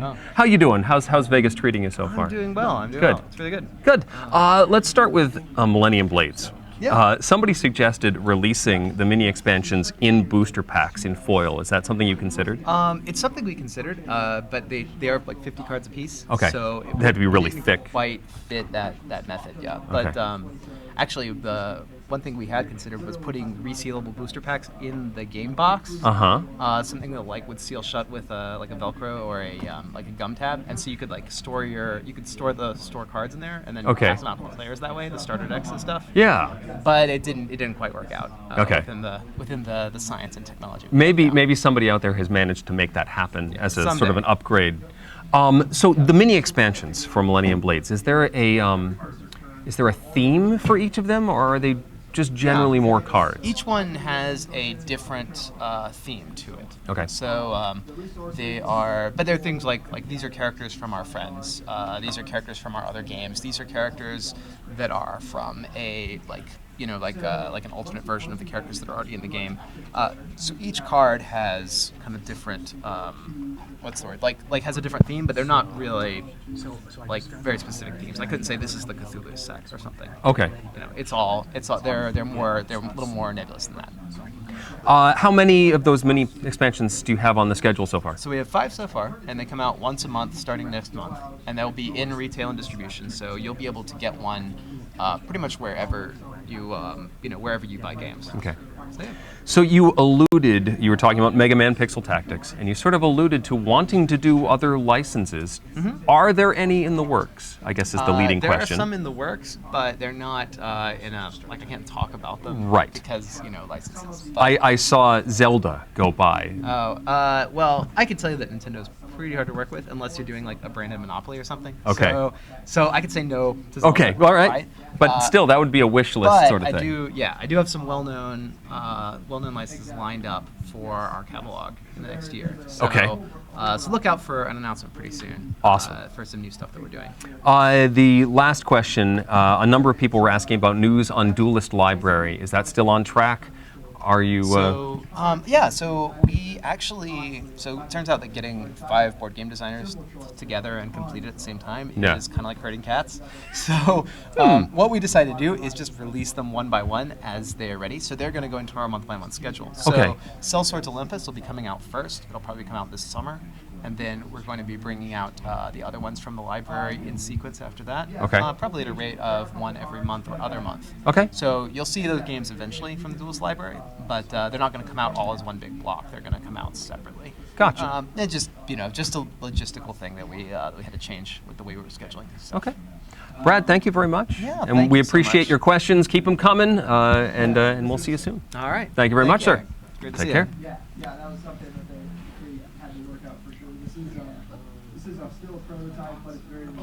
All right, Mandy, we're coming to you. And down and Perfect. Good.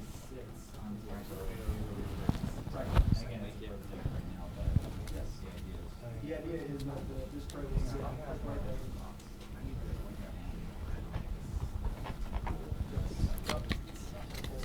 Need these, or it's going to be very hard to explain the game.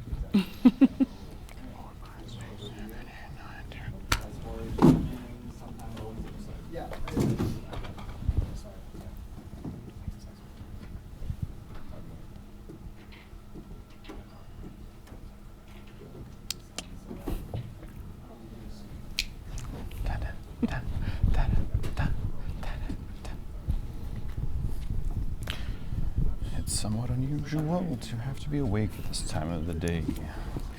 This is my interlude. Yeah. Let's go out to the lobby. Exactly.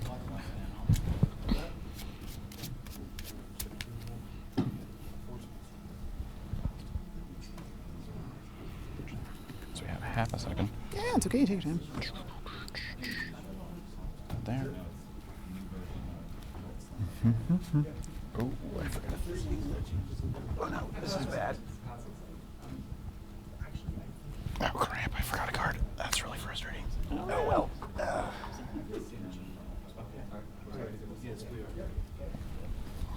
So, hi everyone, we are at GAMA 2017 with the Dice Tower. We are now here with Laboratory Games with Clayton. Hello, I'm Clayton Gray, and we are looking at 100 swords. Sounds good. You gotta show me all this wonderful stuff here. The colors are great. Yes, it's very bright. It's a very whimsical, lightweight deck building game. Actually, Z just reviewed the game not too long ago, a few weeks ago. Gave it the approval, Yay. which is good. So the thing we're here talking about today is we've got a new season of cards coming out. We kickstarted them in November, and hopefully they'll be out in the next month or two. They're finishing production soon. Okay. And the exciting new thing is adding multiplayer. So originally you'd have one of these rows of cards, so you see 2 rows of cards here. And on your turn, you basically play cards from your hand to explore this dungeon. And the new thing is, during the play, you can explore the top dungeon or the bottom dungeon. Okay. So that also, this new multiplayer expansion adds support for 3 or 4 players. So originally you just have single deck box, 1 or 2 players, but now 3 or 4, so it's pretty cool.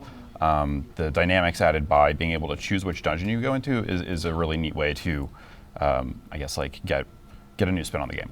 Okay, so can you maybe show me a little bit, we don't have too much time, but a little bit of how the game works? Absolutely. So when you start out the game, you have a basic set of cards. You have boots, which are worth 2 movement and 0 strength, so they're just good for movement. So I could say move 1 or 2 rooms into the dungeon, check that card. This would be an item card. Yeah, so then that's stay there, okay. Yeah, so trophy card, I'll just hold it this way since cameras. That's good, you can see it too. Oh, yeah. So items are acquired using energy. So the nice thing in the game is, so you've got a hand of 5 cards, and to get stuff out of the dungeon, you're weighing their use as their function. So like the mini torch here, which is a new multiplayer card, which is one of your starter cards, reveals a card. So do I want to burn this for energy, or do I want to use it for its reveal function? This early in the game, I just used another card. So I burn the Spirit Boots. It would go right into my hand, and I keep playing until I run out of cards or can't go any further into the dungeon. So I've only got these 5 rooms to explore. So since I'm in the top dungeon, let's say I keep playing, I'll play this card for 1 movement. I go here, check that card. Okay. If it's a monster, I have to reveal it. If it's an item I don't want, I can leave it face down. But this is a monster, so I have to reveal it.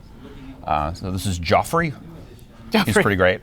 Sounds kind of Game of Thronesy a little bit. It's a little purple man with golden swords. Okay, close enough. Yeah, close enough. So this guy is when defeated, you have the option to discard your hand and draw new cards. But since I have 3 cards and some pretty good ones, I'm not going to do that. Right. So the cool thing about monsters is when you reveal them, they're surprised, and then you can pass them, but then they become walls for your opponent on future turns. So you're again weighing verification or the value of the card for its gold value. So every card is worth some quantity in gold, and you win by having the most gold, versus its use in blocking. So the game's very much about the tactics of like turn-to-turn play. Right.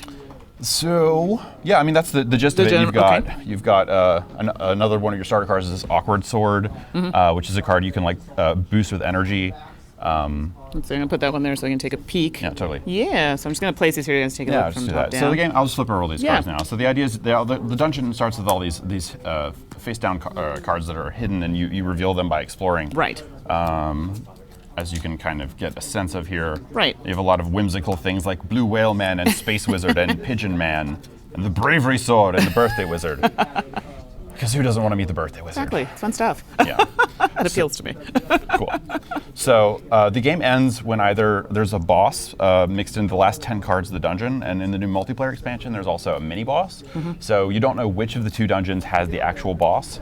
So that's sort of an exciting I'll thing. put that there so they can see totally. it there. Yeah, that's good. Again, it just adds another dynamic to the game. The fun thing with Season 2 is just getting to build on our experience after designing the first season of cards, and being able to just be like, okay, so now that was the basics of the game, what's this? And we're still actually, we have awesome ideas for what we want to do with it next, because like, basically, so long as people like the game, we're going to keep making the game, because it's fun. Now the game, so 100 Swords? Yes. And how did that name come about? I'm always curious about names and people. So the game has like, it's very much like a, there's a sort of lore we have where there's like 100 legendary swords. And so the idea is like within the dungeons of the world there are 100 great swords. That's fantastic. And you're going into the dungeons to try to find the great swords. So that is the so that's the premise for the name. It makes sense. It ties in thematically. It's very silly. Also, 100 swords just sounds really fun. It sounds very cool. I mean, swords, 100 of them. Yeah, and it's good. I love this game. That's amazing. So is there anything else you wanted to let us know about the game? What's coming up with you guys?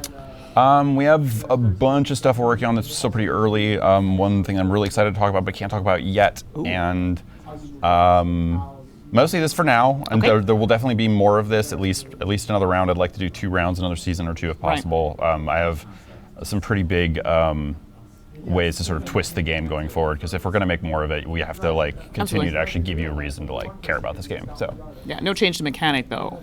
Not the core of the game, like it's still exploring, but like so for example, we're considering ways to add like player classes. So instead of just having the same common starter cards, adding a new way to sort of like change up the base way that you feel about the game. So Right. even like going back and playing old dungeons with new basic cards would change it dynamically quite a bit. Right.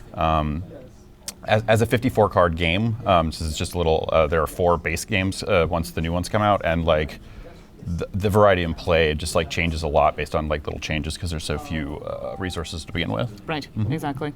No, that's amazing. And something I noticed too, portability, small box, which is great, so you can carry it with you. What's the playtime, age range, all those details? Totally. So the base games are all 1 or 2 players. It takes about 25 minutes to play. With the multiplayer expansion, it's probably 15 minutes per player because you're adding extra cards. Right. Which will change level of difficulty, or it's not so much difficulty so much as the way the game Just the feels, way- because okay. it's not the game isn't a difficult game. It's a very light tactical deck building game. Right. And new cards just give it new life. So by adding new cards, it changes the dynamic. So we also have like $8 expansions that are just like 15 card mix-ins that change the dynamics again. So if you're just like, I've played this one dungeon a bunch, or like say you invest in the new gold dungeon or whatever, and you want to get more out of that, you can just get one of the little mini expansions, and it changes it a lot. So it's cool. That's very cool. Well, I'm excited to try this one. I actually haven't tried it. I know Suzanne's tried it, Yeah. and she's talked about it, so She seems to like it. she loves it. So that's it. So thanks so much for Yeah. Laboratory Games for joining us, and we'll see you guys soon. Thank you. Bye. Thanks so much. This looks really fun. It's very let's wait. Clayton, if you have the birthday wizard available, some people would like to see it close. Oh, absolutely. Yeah, it's kind of hard to. Bring this up. Yeah. Sure. Hi, how's it going? I'm asking about the birthday wizard. You heard me just ask about the birthday wizard right now. If you have any questions for Clayton, please get them in the chat. I'll see if I can get them as quickly as we can. Hello, Yeah, Clayton. I've got a birthday We got the birthday wizard. As soon as we get someone in front of the camera, we can get a close-up. Here's your microphone, sir. Oh, yes, thank you. Welcome to Vegas. How's it been so far for you? New. I've never been here before, so Really? this is very, it's a place. It's overwhelming in a lot of ways. It's a very odd town. It's unlike any other place that it's like exists, I think. giant Times Square. It's like really Yes. weird. Anyways. It's interesting for sure. Have you had a chance to get out and do anything?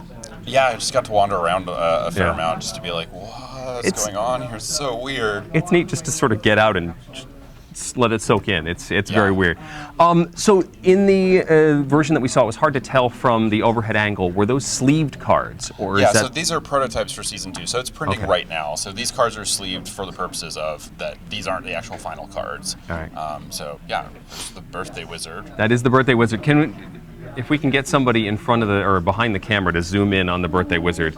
Might be a little easier if you hold it up. When hidden or revealed, draw a card. It's your birthday. You get to draw a card. It's great. It's a very good card indeed. So I'm really happy with that card. He's really fun. We have a lot of cards where I'm just like, oh. Was there an earlier version of this game?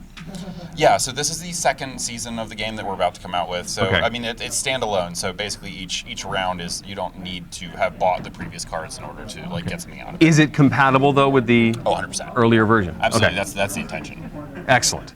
What is the time frame as far as getting this out?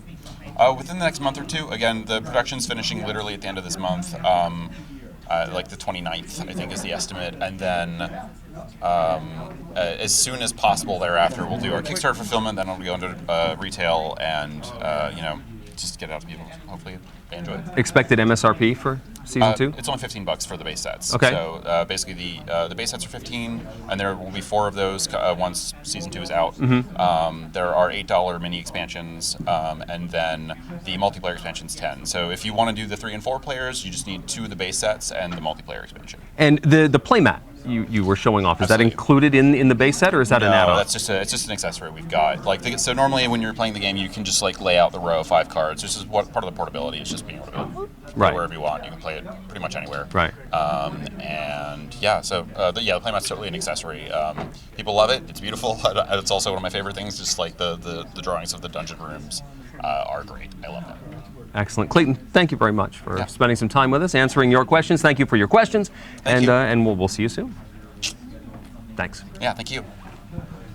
Thank you very much. Yeah, absolutely. Don't forget the birthday wizard. You can leave it. I'll send you your own birthday wizard. Are we ready at main table? Thank you. All right, we're Throw into set. Over to you, man. Okay. All right. Hi, everyone. Welcome to GAMA 2017 in Las Vegas with the Dice Tower. We are here with Clay from Capstone Games. I'm excited. Hey, everybody. Yeah, so I'm sighing here because this is so good. So I'm excited what you have to tell us about this one. Thank you very much. Yeah, so Hashable Connect released last year for us, and this was part one of a trilogy of games from Thomas Spitzer. Okay. And the expansion's coming out in May this year, and so we have our first prototype copy. This is actually handmade just specifically for GAMA. Oh, so this is. Yeah. Well, I mean, it was like hand cut and everything. I was gonna say it's pretty good. Okay. So, but yeah, I mean, the components are all there, and I just wanted to showcase some of the elements. But so what's going on in this expansion? The base game, as you know, is all about the discovery of coal, and so you have. You've discovered coal in your land, and you can utilize this resource for many different things. And more and more people now want to get involved in this business. This is very profitable, so we see more developments, longer tunnels, and everything like that. Right. So the expansion is a modular expansion in that there's three things, which is kind of fitting for a trilogy. Right, of course. Going in threes. Okay, so the first thing we're throwing at you is there's a total of 21 new development tiles that we include in this game. So you're going to have added variability that's beyond what the base game can provide. Right. So 13 of those development tiles can be used just with the base game. You don't have to have the extra elements in this expansion. So if you just want to keep the game as it is, you can use all 13 tiles that are in there. So. Oh, that's wonderful. Yeah, it's pretty cool. The other thing is, the second thing we've included is there's 4 different rows of technology in this game. Okay. It's like a tech tree. Right. We've added a 5th level to that. Oh my goodness. Yeah, so oh, wow. getting down there is going to be pretty tough. I already have a hard enough time with the ones that are existing. Yeah, so. I know. It's once you get down to the bottom, it's towards the end of the game. Oh but my goodness. If you can get to the 5th row in this game, it is bananas. I mean, there's a bunch of stuff that happens. You get up to 5 points, which is a lot in this game. Yes. You also get a unique ability with the tile itself. And then you also get something new that we're including in the game. They're in-game scoring tiles. So the first person to get there is going to be able to choose from 6 different in-game scoring tiles in the game. Oh, wow. And that only pertains to you. So there's more ways to get points. Oh, which I like, because I'm that type of player where I want those end game, and surprise and get in the lead, because I struggled throughout the game a little bit. I don't think I was using my resources very well. So. Yeah. So it's pretty cool, and once you get to the 5th row, you can only acquire one of those tiles, and it locks out that tile from anybody else getting it, which is unique. So which is great. Yeah. So it actually gives you a fighting chance. Yeah. This is my tile. Nobody else can exactly. get it. Kind of thing. Yeah. So now I'm assuming this increases the difficulty then. It's going to drive up the complexity, make it a little bit deeper of a game. Pun intended. So. Yeah. Yeah. I totally didn't get that. But that was a good one. And does it change the player count at all, or it's going to be the same? It's still 2 to 4 players. Plays in 90 to 120 minutes now. And so those first 2 don't change the length of the game. Right. It's still 3 rounds. But the third thing that we throw in this, and it's my favorite, we're actually going to make it 4 rounds, so it's a little bit longer of a game. But what's really cool is, and going with the theme where coal is more prevalent now, people want it more and more. Right. On your player board, you're going to get an extended tunnel here. So it's a longer tunnel. And there's a lot more coal to acquire. So you can actually just put it here, so you can see it. And maybe when you go for Q&A, they can do a close-up on that. Yeah, so there's 2 sides to this. Now, with this extended tunnel, because it's so deep, wood isn't sufficient enough to support your tunnel. So we've introduced a new resource, iron, and you can see the iron structures here that you have to acquire. And you'll get a building in this game to make iron, and it'll also score you points. So the A side it's the same layout for everybody, but if you want to have a unique asymmetrical layout, there's 4 different layouts in this game, and this one particularly requires 2 iron right there, which would be pretty tough to get. And so I'm assuming if it's B, then everyone's playing on the same side? B is completely different. Yeah, B everyone plays B, everyone plays A. Okay. Yeah. I mean, you could pretty much do it either way. Sure. But it's very asymmetric in this manner. So. Okay. And when is this available? This will be available for pre-order on the Capstone Games website in April 1st. Okay. For about a month, and then we'll ship it out in May to all the backers. One of the tiles, these are development tiles that you can get. that will pertain to you. Right.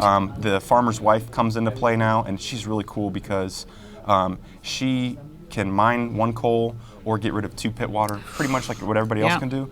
But the unique thing is she can pull up the coal from the tunnel, which the only other player to do that is the hashbowl connector. That's right. But now the farmer's wife can do that. So I need that tile. and so one last thing about the tiles is they all these new tiles interact with the base game tiles. So with the farmer's wife, if you acquire a different tile, it's called the ladder in the base game, you get to flip her over, and she becomes even more powerful in the game. So she gets more actions. But yeah, there's some really cool stuff in this expansion. We're just really excited about it. I'm very excited about this. So thank you so much for showing us that one. I know you've got a few more here to take a look at. Yeah, and so the second title that we're releasing this first half of the year is Three Kingdoms Redux. Okay.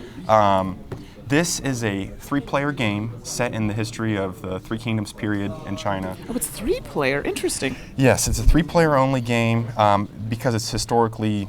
This game is super historically accurate, very thematic.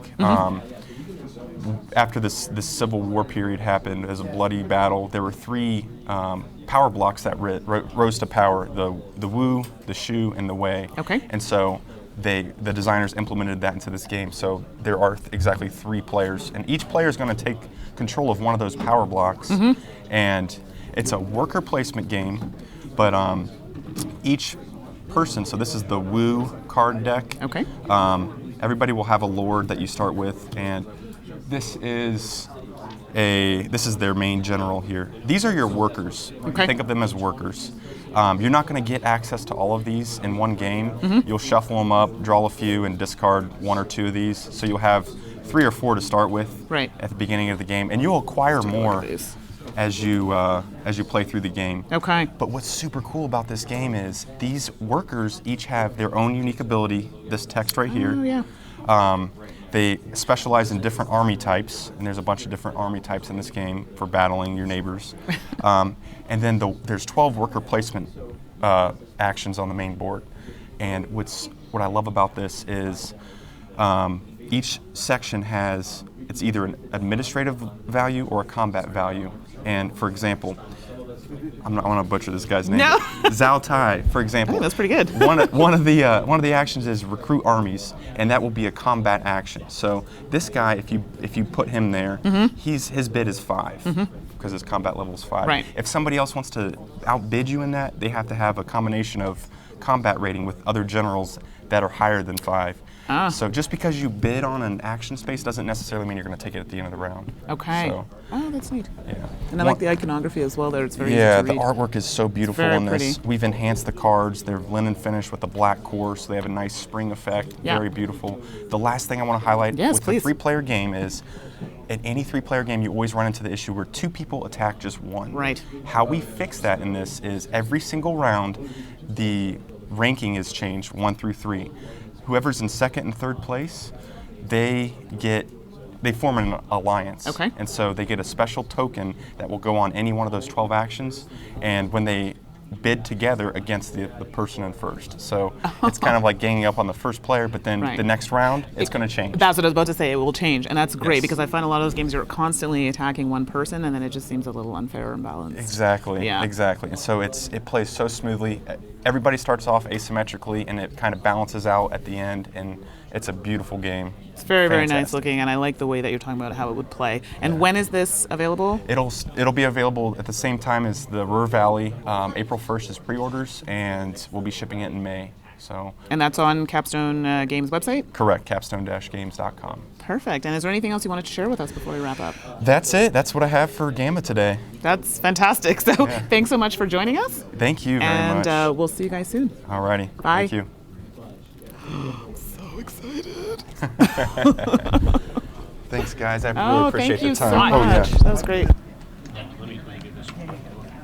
Hi there, everybody. We're just waiting for Clay to come on over, and we'll ask him your questions.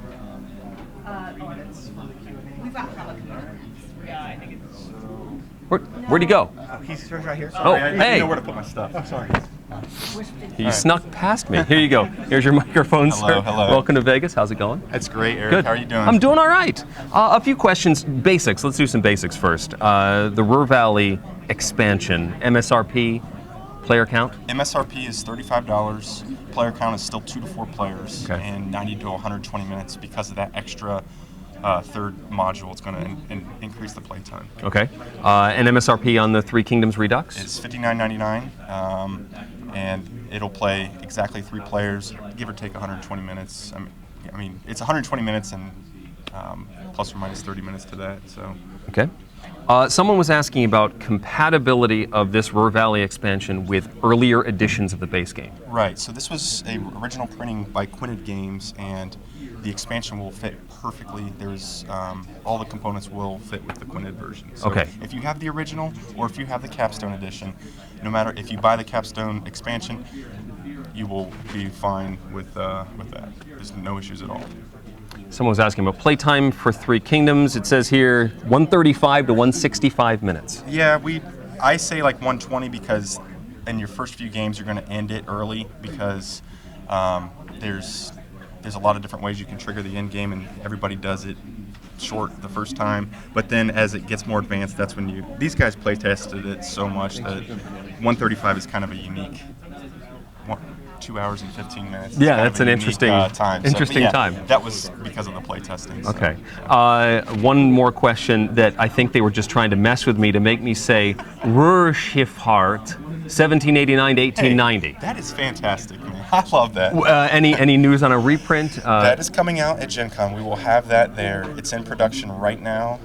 The title is not going to be Ruhr-Schifffahrt. You can see you wrote 3 Fs. Well, they wrote 3 Fs. Oh, It may have been. I was just trying to be accurate with what you're messing with me, aren't you? I get it. That's fine. Bring in the pain. So what, you're not calling it that? What do you? It will be called something along the lines of the Ruhr River. It's basically it takes Hashbowl Connect, and you're now all these factories and cities want coal, so you can ship along this river and deliver and sell and trade your coal to these different entities out there. So. Yeah. But it's coming Gen Con. Gen Con, absolutely. And Excellent. There's a twist that we're going to do on that I haven't told anybody yet, so be on the lookout for that. Yeah. It's a unique variant that we've added. Okay. So I'll leave it at that. Excellent. Clay, thank you very much for spending some time with me. Thank you for your questions, and we'll toss it back to the main desk. All right. Thanks, Thank you very much, Appreciate sir. it. Thank you.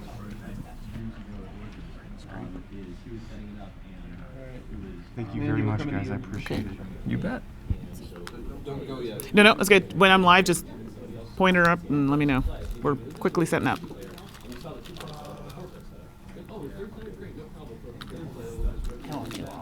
Okay, there's a first player, I'm not sure. But yeah, leave that there, looks really good. Okay. Nice colors. Do they need to be done? Or?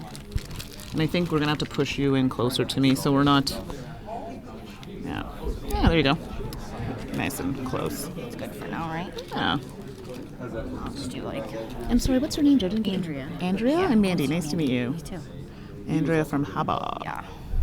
Okay. Should I put this on right here? Yeah, I can just put those right off the screen. So good.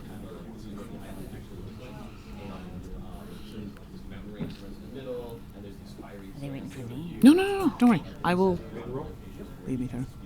Whenever you're ready. Okay. Hi, everyone, and we're here at GAMA 2017 with the Dice Tower in Las Vegas. We are here now with HABA Games with Andrea. How's it Hello. going? Good. Good. Great. Lots of color happening here. Tell us what we're looking at today. What's the game? So this is Hamster Clan. It's a brand new game for us for spring, I guess you would say. Mm-hmm. It's for 1 to 4 players. It's a cooperative game. Fantastic. And it's for ages 4 to 8, but that's kind of loose. You know how adults like our games too, so exactly. This part is adults like playing them with their kids. So, and it's a cooperative game, so everybody's working together to store food. Hamsters are storing food before winter. They're little hamsters? Yeah. Oh, that is so cute. Okay, when you do your Q&A, you need to do a close-up of this. I'm like, this is so me. And Okay. this is the hedgehog. Okay. So everybody's working together to store all this food before winter comes. Ah. So every round, we pluck a leaf off the tree. Okay. So we have more leaves in here. Okay. But, I don't know if you're familiar with the Orchard game. But, No, tell me. Yeah, these are new for me. It's a cooperative game, and it's similar because you're trying to accomplish the goal Right. before before the leaves are off the tree, or in Orchard's case, Right. The crow gets to the fruit. Oh, okay.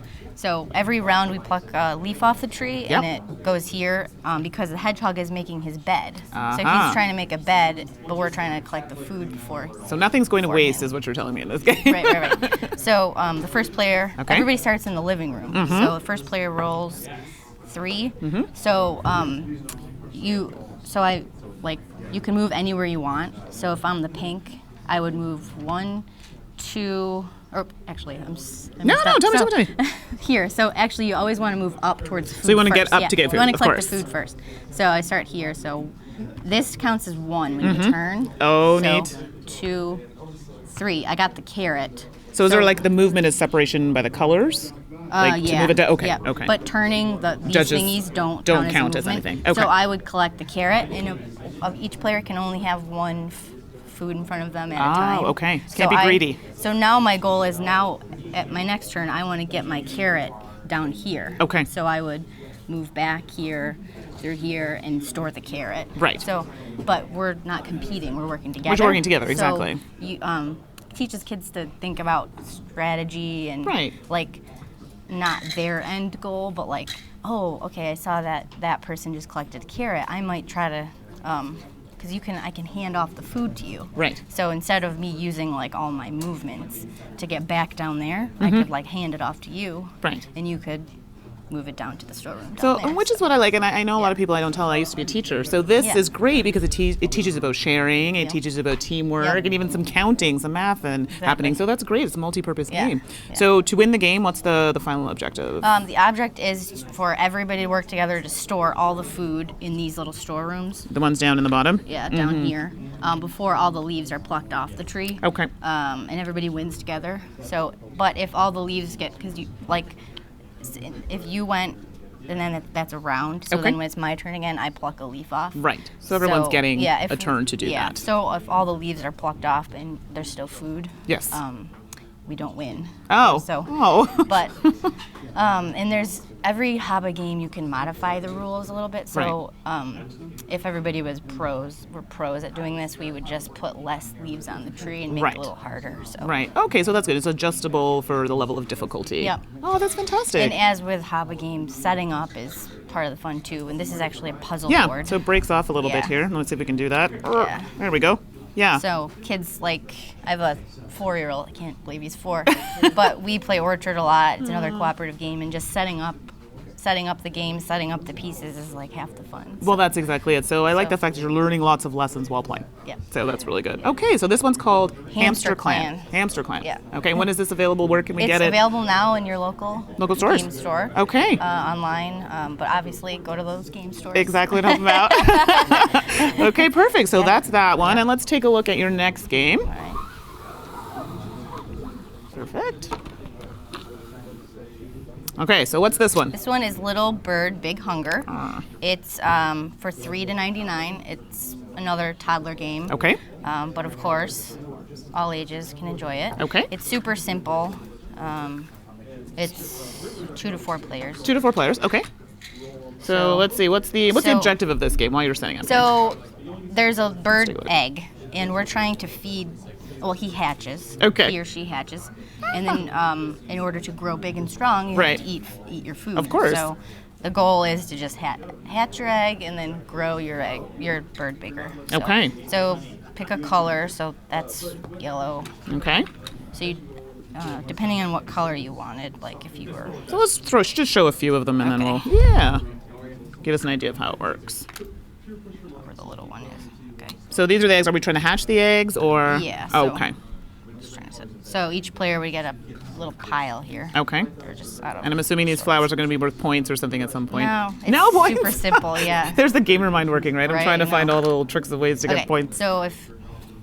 All right. Oh, gosh. Okay. Okay. So we have these little pieces. This is the food. Ah, okay. So we set these out. Mm-hmm. And it's. Yeah, that's fine. We just slide those over there. And keep in mind, this is for toddlers. I mean, it says 3, but even younger than that can probably play. Okay. Because our toddler games, they teach the basics of playing board games. So they're going to be really simple. But like you're a gamer, you want to start playing games with your toddler. So it's a good way to try it. Segue into gaming. So we first player rolls the dice, but everybody looks at the tiles. So, Right. So this is a worm. So first we're gonna flip over our egg and it's hatched. So now. So now we do the same. Yep. Okay. And you just look for worm on your board. So I got a worm. So I don't have a worm. yeah. So now you roll. Okay, I get to roll though. And I have it looks like a fly and some cranberries. Yeah. So you have one of those. So you can. Oh, so I get the cranberries. Yeah. Woo! So it's super duper simple, but it just teaches kids the concept of if you eat the right foods, you'll get big and strong. And so we're trying to cover these and get to the next tile. Yeah. So then you rolled, but I still get to. Right. So I got a cranberry. So then once I get that, I just flip it over. Right. And I've grown. You've gotten bigger. To the That's next so stage. cute. So, and then it just keeps going. And then you keep going until you get to going around. the adult stage. So okay. Yep, and then you're right. So it's fairly straightforward. And I mean. Oh, that's great. And finally they become a bird. Yeah. That's so really cute. Teaches taking turns, matching colors, and rolling the die, and following rules. So exactly. So using dexterity skills, and I mean I like the fact that a lot of these games show that. So that's wonderful. Yeah. Is there anything And this is available also right now. in stores, online? In stores, online, anywhere. Okay, perfect. Is there anything else to you order wanted to? from us? Yes. Order from your local your favorite distributor. And is there anything else you wanted to talk about before we finish off for today? You covered it all? I think we covered it all. I think we're good. Stop by the booth if you're here at GAMA in Vegas and say hi and see all the rest of our 1 million games that we have. Perfect. Well, thanks so much, Andrew, for joining us. having Really me. appreciated it. And we'll see you guys soon. All right. Bye. Okay. That was so cute. I know, I saw you walking like, hurry up, Chad's coming. We'll clean it up for you. Yeah, go ahead, dear. You have to leave the microphone here because there's a handheld mic for the Q&A. Do bring these, though. I think those are adorable. Oh, okay. And I'll drop off the leaves next to you. Okay. Yeah, just go right there next to Eric. And we have Hi, how's it going? Hello there. Hi there. Hi, I'm Eric. I'm Andrea. Hi, Andrea. How's it going? So we wanted to show off the. We don't have anybody on camera. As soon as we get somebody on camera, we'll zoom in on the little hamster guys. Oh yes, don't forget your microphone so that you can be heard. But here's the little hamsters from Hamster Clan. Hello. So a couple of questions that folks were asking about. Did you get it there, Derek? Yeah. Okay. Reprints of games that people want to see come back. Strong Stuff. Okay. Is that on the radar at all? A lot of our games we discontinued in the U.S., but they're still available in Germany. Okay. So could still be available. We've never really brought a game back, but we've brought a game in that was not available in the U.S. yet. Okay. Crest Climbers, Animal Upon Animal, Crest Yeah. Climbers, and Dragon Tower. Yes. So I don't know about reprinting a game. I've never heard of that happening, but if it's still available in Germany, we just discontinued it. We can always bring it back. So. But I'm not saying it's totally out of the question. I know there's so many HABA games Right. out there. So Uh, and people and I do our social media and customer service too. So I get all the questions asking about everything. So Trotofont is another one that everyone's asking about. Yes. Again, probably similar answer. similar. I know it's pretty old. I know that because we don't even have a. We do have a copy down in we call it our boneyard, replacements area.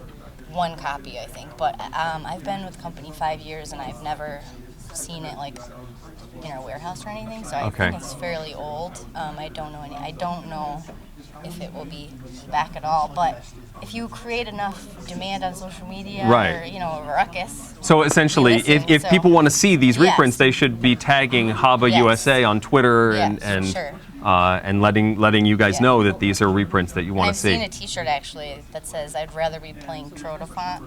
I've seen it online. I don't know who made it. Okay. So You buy that mentioned shirt, yes, wear it around, and then take pictures of yourself wearing Yes. it, and tag HABA. Dragon Tower, you mentioned. Yep. What's the timeline on that? When will we see it? I think we're saying May-ish. Okay. I know we definitely want to have it available for Gen Con, like purchase at Gen Con. So it just depends. I know it's available for us to order from Germany, so we're just waiting for it to come over. So Excellent. That's but one that my son has yes, really liked. So your video was one that first video I saw out there on YouTube. So. he loves that game, and is going to be teaching it at a convention this weekend. So Amazing. he's super excited. Can you get that on video or pictures? I'll or see what I can something? do. Yeah. How old is he? He's 9. That's so cute. Yeah, he loves that one. I'm sure he's great on camera, just like you. Thank you. Someone was asking about Hamster Clan. Is it suitable for kids to play on their own, or is it this kind of game that needs adult supervision? No, I think they can play with it on their own. Definitely it does, and it has a variant where you can play solo too. So it's for 4 to 8. So, and I don't know, like I've heard of a 5-year-old that can play Karuba. So I think it just depends on the child. Depends on your know, kids. Like your 9-year-old probably can play. I don't know. Right. Well, and he's been teaching Hamster Clan to other people, and so it's certainly something he can play on his own. Right. My 5-year-old has played it, but I don't know if I'd necessarily just set him loose on it, just on his own without an older kid with And him. I think with every game, the more they play it, the more familiar it gets. So, and it's always a learning experience. You know, try to teach it. And Right. Last question for you. Little Bird Big Hunger. Someone was asking about colorblind friendliness on that game. Have you made any, or do you know of any adjustments made for? I don't actually. But if they have any suggestions or yeah, I haven't heard any modifications. I know that there is someone out there that helps put Braille on games and modify that, but I know that there was also a little bit of an issue with one of our other games, Heroes of Cascaria, with color blindness. Okay. So I guess when you don't have color blindness, you don't. Have Well, to think I mean about it's it, so, it's something but that the industry is sort of wrestling with. Yeah. Yeah. To hear what What solutions any people have games come of up ours with. that they have ideas on. I'd be happy to share that information. Is that another good social media task for those out there that are, definitely. let us know either solutions you've come up with or issues that that people have had with a particular game not for working. Sure. Yeah, I love sharing any kind of resource that people made, like a Karuba number app and or any kind of house rules that they have on games. I love sharing that on. So yeah. Couple more questions that have come up. Expansion for Adventureland. That's out. It's out now? Yes. It should be at some game stores. We've got GTS as an exclusive. So any store that orders from GTS, you can order from them right now. And news on anything in the Rhino Hero universe? So Rhino Hero Super Battle, you probably know about that. That we hope to have. We want to have it for Gen Con for purchase. We definitely will have it for people to play. Okay. So it's going to be in our fall lineup. We have 12 more games coming out in the fall. And that's one of them. So we never know when it's going to be available for purchase, but I would say September, October. And it's like, from what I haven't played it yet, but it's awesome from what I've heard. And it's been on display at SN, and so people were excited about it. Excellent. Anything Rhino Hero. Well, thank you very much for spending some having time me. with us. Thank you for your questions, and we'll kick it back over to the main desk. All right, sounds Thank good. you. Thank you. All right, Sam, we're coming to you. Okay. Man, that board looks buff, man. Whoa. I love the action poses on these things. Yeah, our artist is really good. Yeah. It's great. This is, I know it's Greyport. I can't remember the... Red Dragon and Battle for Greyport. Battle for Greyport. Yep. Yeah, they're okay.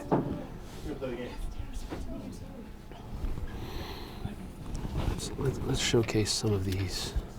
Yeah, great. Like, I guess, have more. because more artwork, the better. Yeah, sure.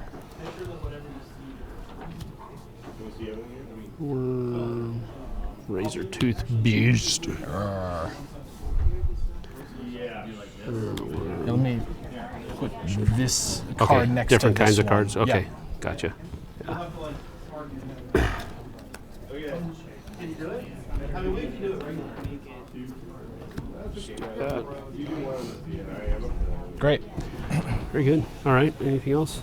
All right. I think we're good. All right. So what I'll do is I'll give a brief introduction to the actual video. Okay, and then we'll throw it over to you. Yeah, sounds good. Okay. And your name is?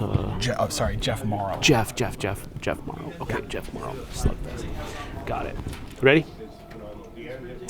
We're all set, right? Good. Hey everybody, welcome back to our continuing coverage of the 2017 GAMA Trade Show here in Las Vegas. You're watching the Dice Tower. I am Sam Healy, and I am with Jeff Morrow from Slugfest Games. He's here to show us Battle for Greyport and some other stuff for Red Dragon Inn. So I'm going to let you take over, Jeff. Cool. Thanks for joining us. Thank you for having me. Appreciate it. So what this game is, the Red Dragon Inn Battle for Greyport is our cooperative deck building game based on the characters and world of the Red Dragon Inn. Okay. So you're about to go off to the tavern for your usual party, but you are rudely interrupted by monsters attacking the city. Okay. And so it's your job to get out there, recruit whatever help you can from in the chaos, right? And go out there and fight monsters in the city while you're thirsty and hungry. Exactly. Yeah. And so inconvenient. So you're extra ticked off because they interrupted your party. Yes. So you're fighting better. Right. Okay. All right. So these are some examples of monster cards. On your turn, everyone is helping to fight the monsters in front of you. So it's really interactive. There's almost no downtime. It's really good, really cooperative that way. Okay. So we're all going to have monsters in front of us. The location, and here's a couple of locations: the Greyport City Hall, and of course the Red Dragon Inn. Yeah. The location will also have monsters on it, like trying to burn the place down. So and there's penalties if that happens. All right. Okay. So. In addition to defending yourselves, you have to defend the city itself. Okay. Everybody starts with 10 hit points. If anybody gets to 0 hit points, we all lose. Oh. So if anybody dies? If anybody dies, we lose. Now, like I said, if something burns down, there's penalties involved. It's usually not you lose the game, although in one case that actually is what happens. One building will do that. Yeah, but usually it's not. Usually it's things like you lose hit points, or people have to discard cards, or things like that. All right. So yeah, these are monsters. We're each going to have some of those in front of us. We're each going to pick one of these 5 characters, which is the 4 original characters for the Red Dragon Inn, plus this new character, Kronos the Time Mage, who we've included as a playable character both for Battle for Greyport and for the Red Dragon Inn. So if you pick up a copy of Battle for Greyport, it includes a Red Dragon Inn character deck for Kronos. That's cool. Really cool character. Yeah. You start with like most deck builders, you start with kind of a not very good deck. Basic hand, right. And you improve it over the course of the game by recruiting other heroes and items. So that's what these are here. There'll always be 4 heroes and 4 items available to recruit. At the end of your turn, after you've fought the monsters, there's some steps that happen, like damage and cleanup and so forth. But then you can recruit one of these things. So I might, spend a copper coin, one of these. Oops, I don't have a copper here. That's fine. A copper coin, saying, "Hey, you water mage, get in my team, and we're gonna go help fight this ogre." That's cool.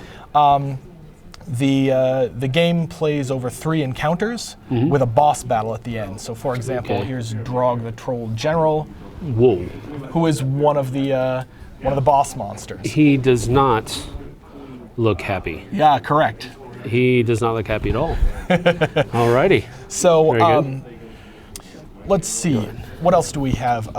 So yeah, like I said, it's very interactive. It plays 2 to 5 players, and it is about 20 to 30 minutes per player.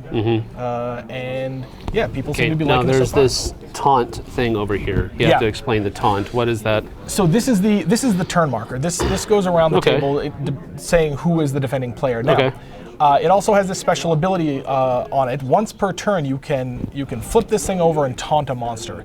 And in addition, some of the cards that you can recruit also have the taunt ability on it.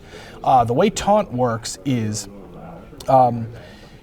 it means take a monster that isn't in front of you and put it in front of you. Okay, so you're basically calling attention to yourself. Yeah, Okay. and that helps you defend your fellow players. Yeah. It helps you take pressure off the location. Gotcha. Because the location usually sets up a pretty quick clock that you have Okay, to so deal with. they leave the location. You can have them leave a location or a person? That's or- right. Okay, Yep. cool. Yep. That's cool. That's like pulling zombies to yourself in Zombicide or something like Yeah. that. Yeah, Yeah. causing noise. Yep. All right, cool. I thought you could taunt other players, but we'll have are you to having save a bit that. of trouble over there? Right. Well, that's more appropriate for the tavern game, not Yes, this one. I guess. All right. All right. So that's Battle for Greyport or Battle of Greyport. Battle for Greyport. Yep. Okay. And you had another thing for Red Dragon Inn that you wanted to. Yeah. So the other. We're going to scoop all this up. I want to. Yeah, sure. Okay. No problem. The other thing I wanted to show was the most recent Red Dragon Inn Allies set is Keat and Nitrell. I don't know which camera's on right now, but there Well, it is. we can set it Yeah, just sure. like this. Like this? Yeah. Okay. Keat and Nitrell, they are goblin siblings. They make a good adventuring team because he's an expert in artifacts and she's an expert at demolitions. Yeah, blowing things up. So, I can see if that, they if they're in a dungeon and Keat is like, I really need this wall to not be here, she's like, I'm on it. I got this. Okay. So the way they play is, let's get some of this stuff here. Nitrell, in addition to her normal character deck, she has a bomb deck, and many of her cards say, give someone a bomb. Okay. And there are things like firecrackers, where you lose a fortitude, or there's this twin popper, where you and Nitrell each lose a fortitude, or they can even be a dud, which does nothing.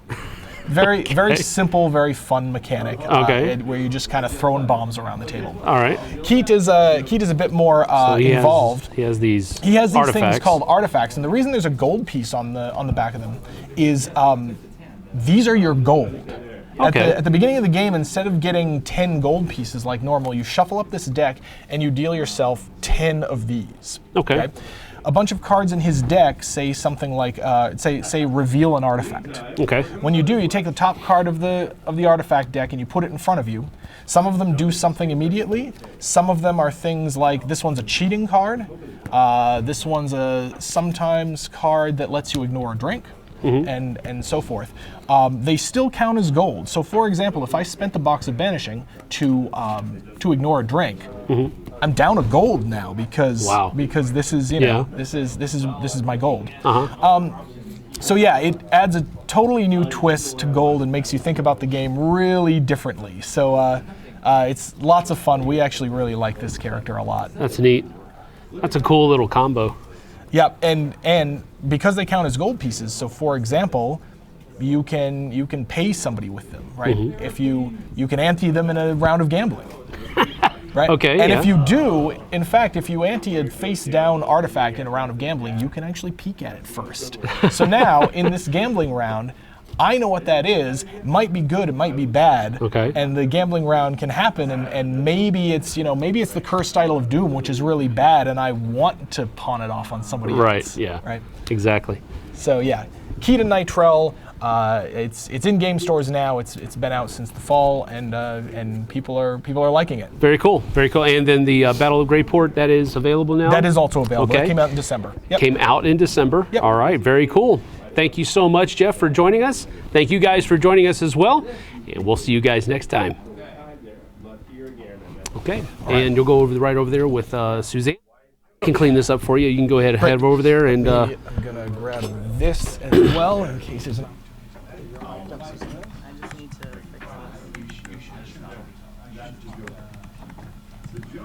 No, it's all right. Go ahead.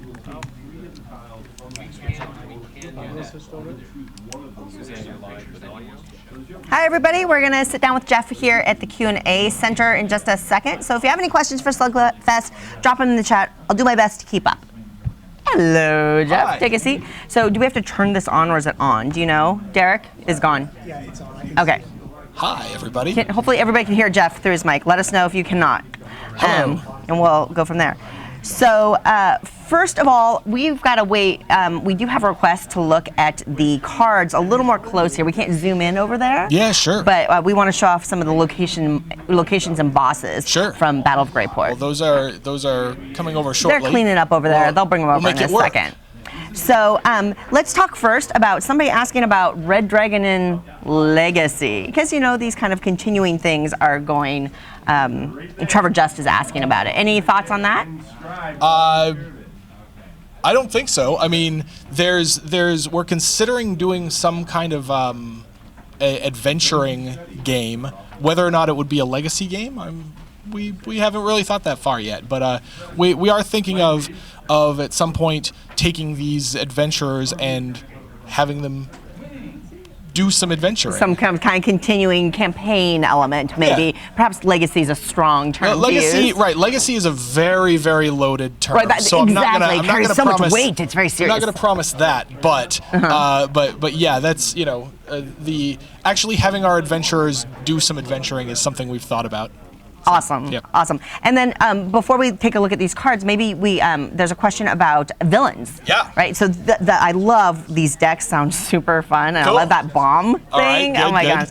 But question about villains and any kind of chat you can give us about that. Well, good. What I brought here. Can I help you with it? Yeah. So here is some art from the Red Dragon Inn villains. So coming out in the fall is the Red Dragon Inn 6, our new villains set with 4 new villainous characters in their own tavern. So the Black Dragon Depths is sort of the evil equivalent of the Red Dragon Inn. So here is Amandir the Cursed. In fact, in her boss mode, there's Amandir in her normal mode. There's the cover art. So here we have Amandir the Cursed. We have Baron von Vlaslo, the vampire.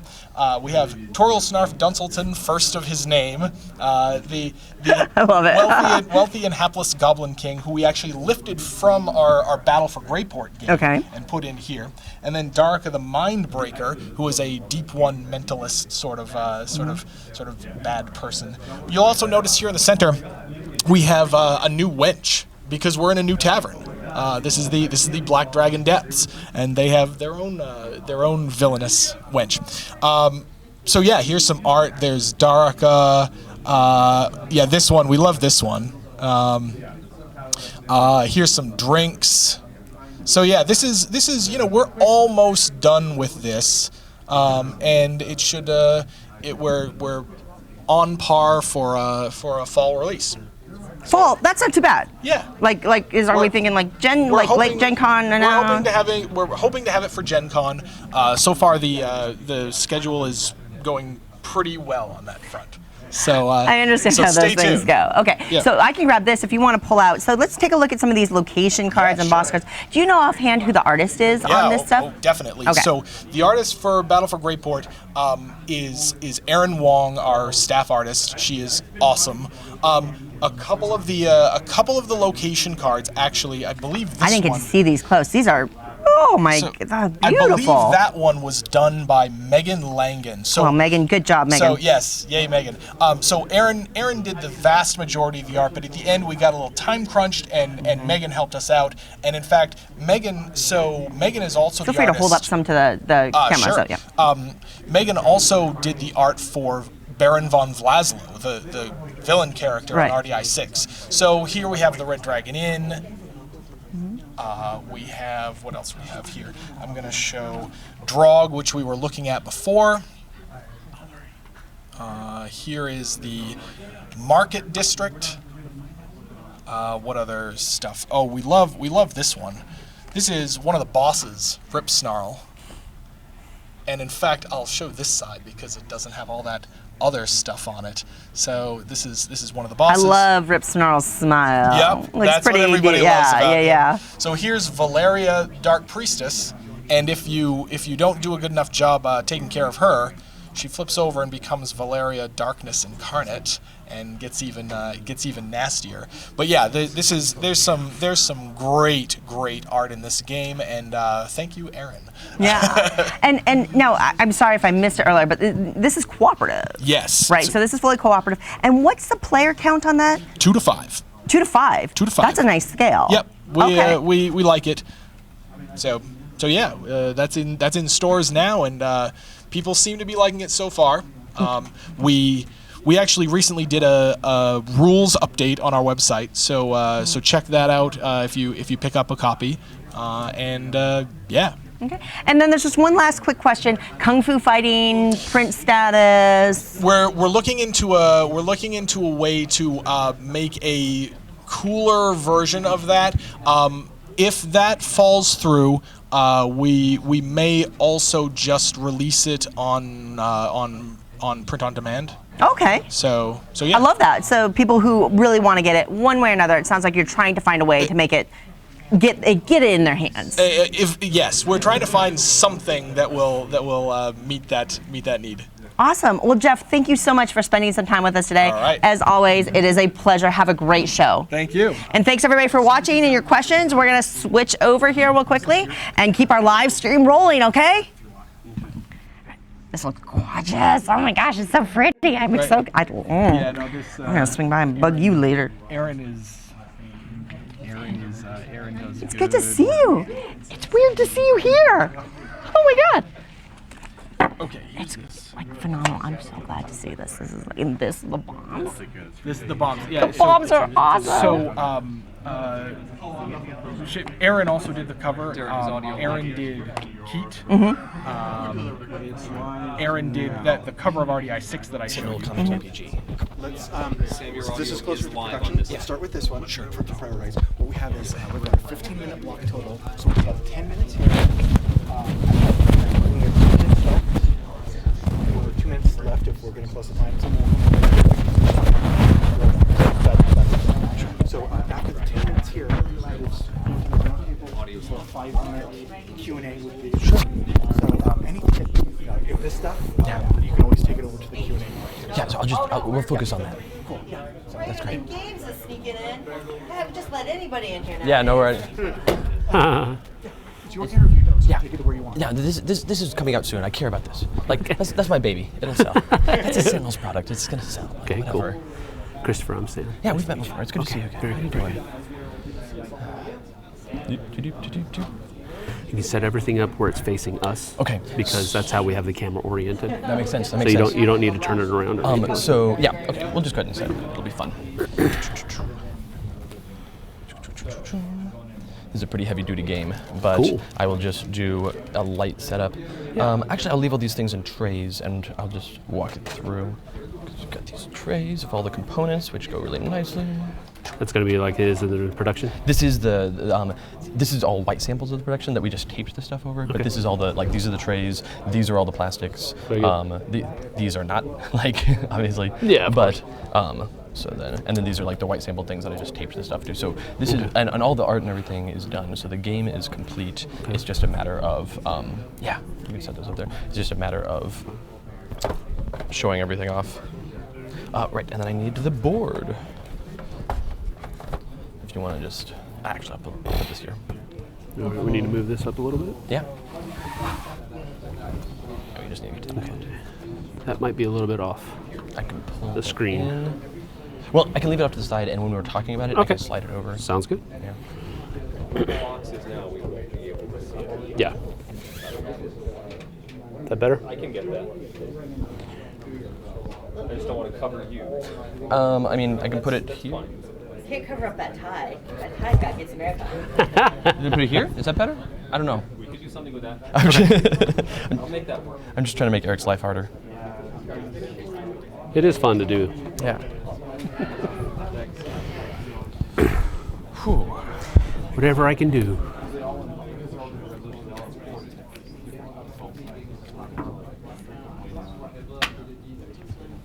Okay. And you have this one, so I'll just give you that one. Okay. And then It's like a starting deck. yeah, every We're ready to go as soon as you guys are. was born ready.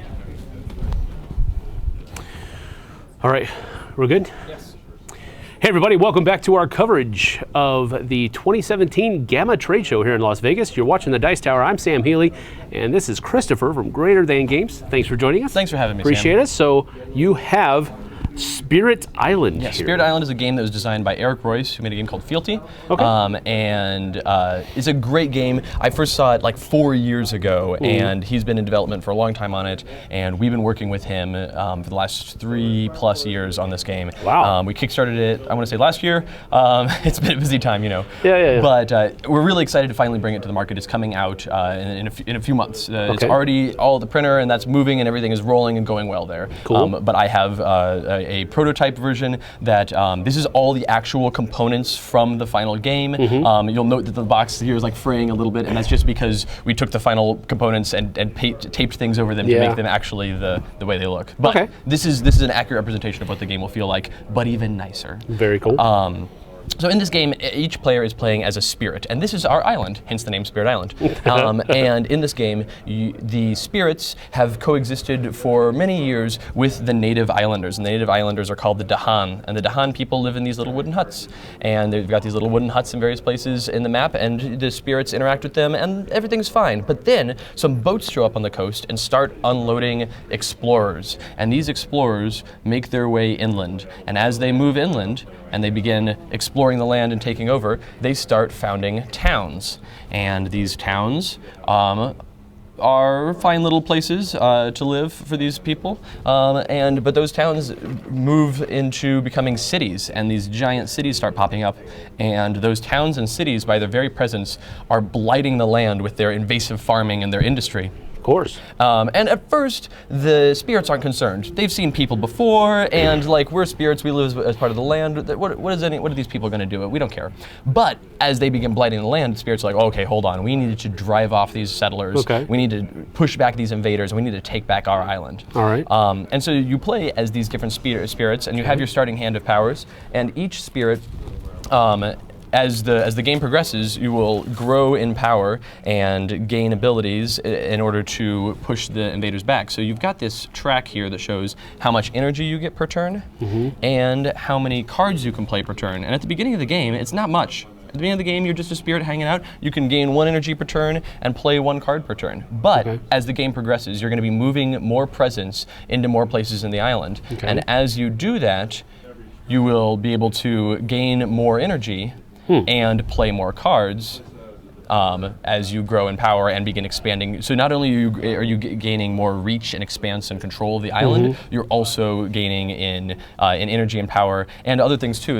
You start with these power cards here that are just your own particular abilities. Sorry, these cards just went through PAX East, which we got a lot of play, so they're a little worn. Yeah, but no as you play the game, you're going to also be gaining other minor powers, and these minor powers aren't specific to your character. These are all specific to your character. River's Bounty. This is the river surges in sunlight spirit, and it's flash floods, wash away. It's all very thematic to this character. Right. But you might gain things like drift down into slumber or purifying flame that are not really who you initially started as a spirit, but you in growing have to change in order to face these invaders. And in fact, to gain major powers, these are minor power cards, to gain major powers, which are much bigger, stronger, scarier effects, you have to forget some of your original powers. So in order to grow, in order to defeat these invaders, you have to sacrifice a bit of yourself. And so it has this kind of cool feeling of changing. These cards eventually get replaced by stronger cards. Or the minor powers. Whenever you gain a major power, you have to forget one of your original powers or a minor power you gained. So you can work hard to hang on to your original self, or you can abandon it entirely for this new self. Well, spirits can only remember so many things. It's true. I'm glad you know so much about spirits. It makes this much easier.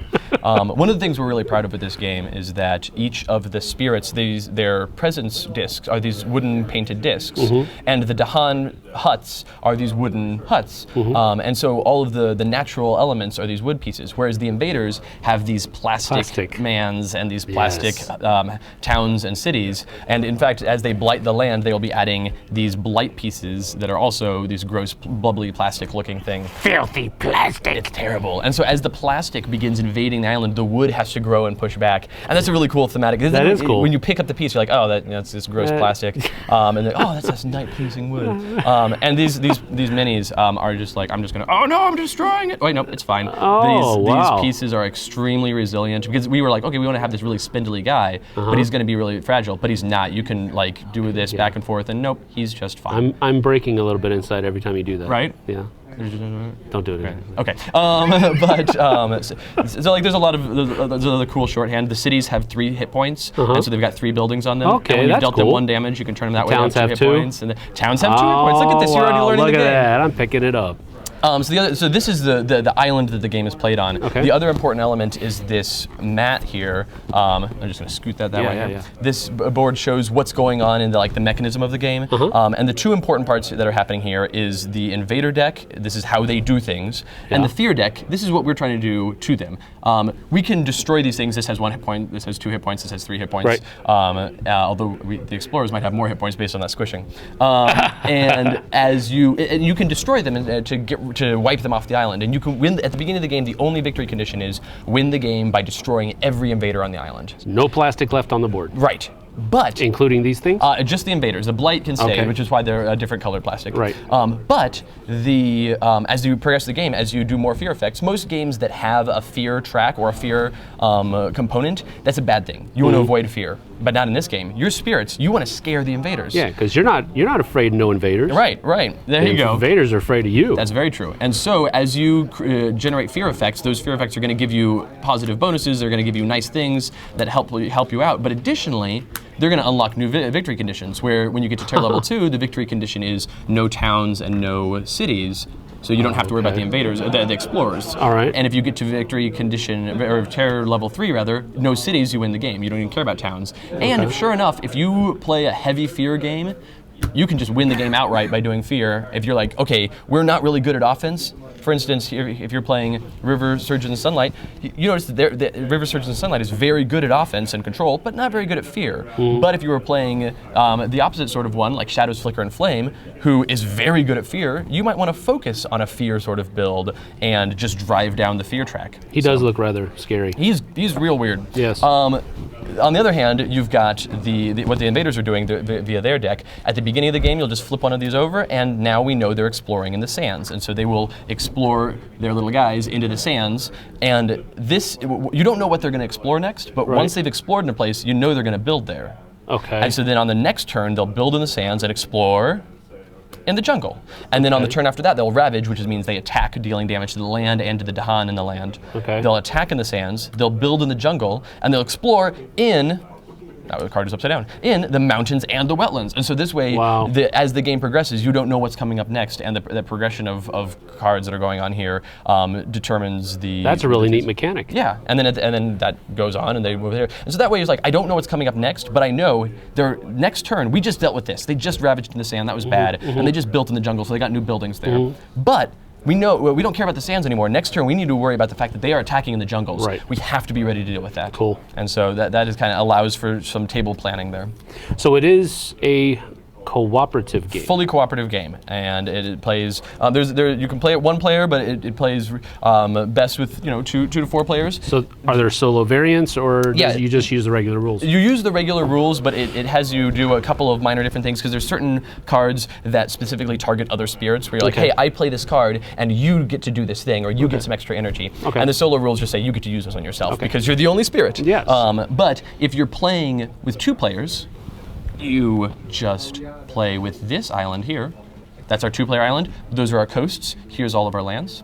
Oh. And you saw the 4-player board already. Yeah. But the 3-player board is like that.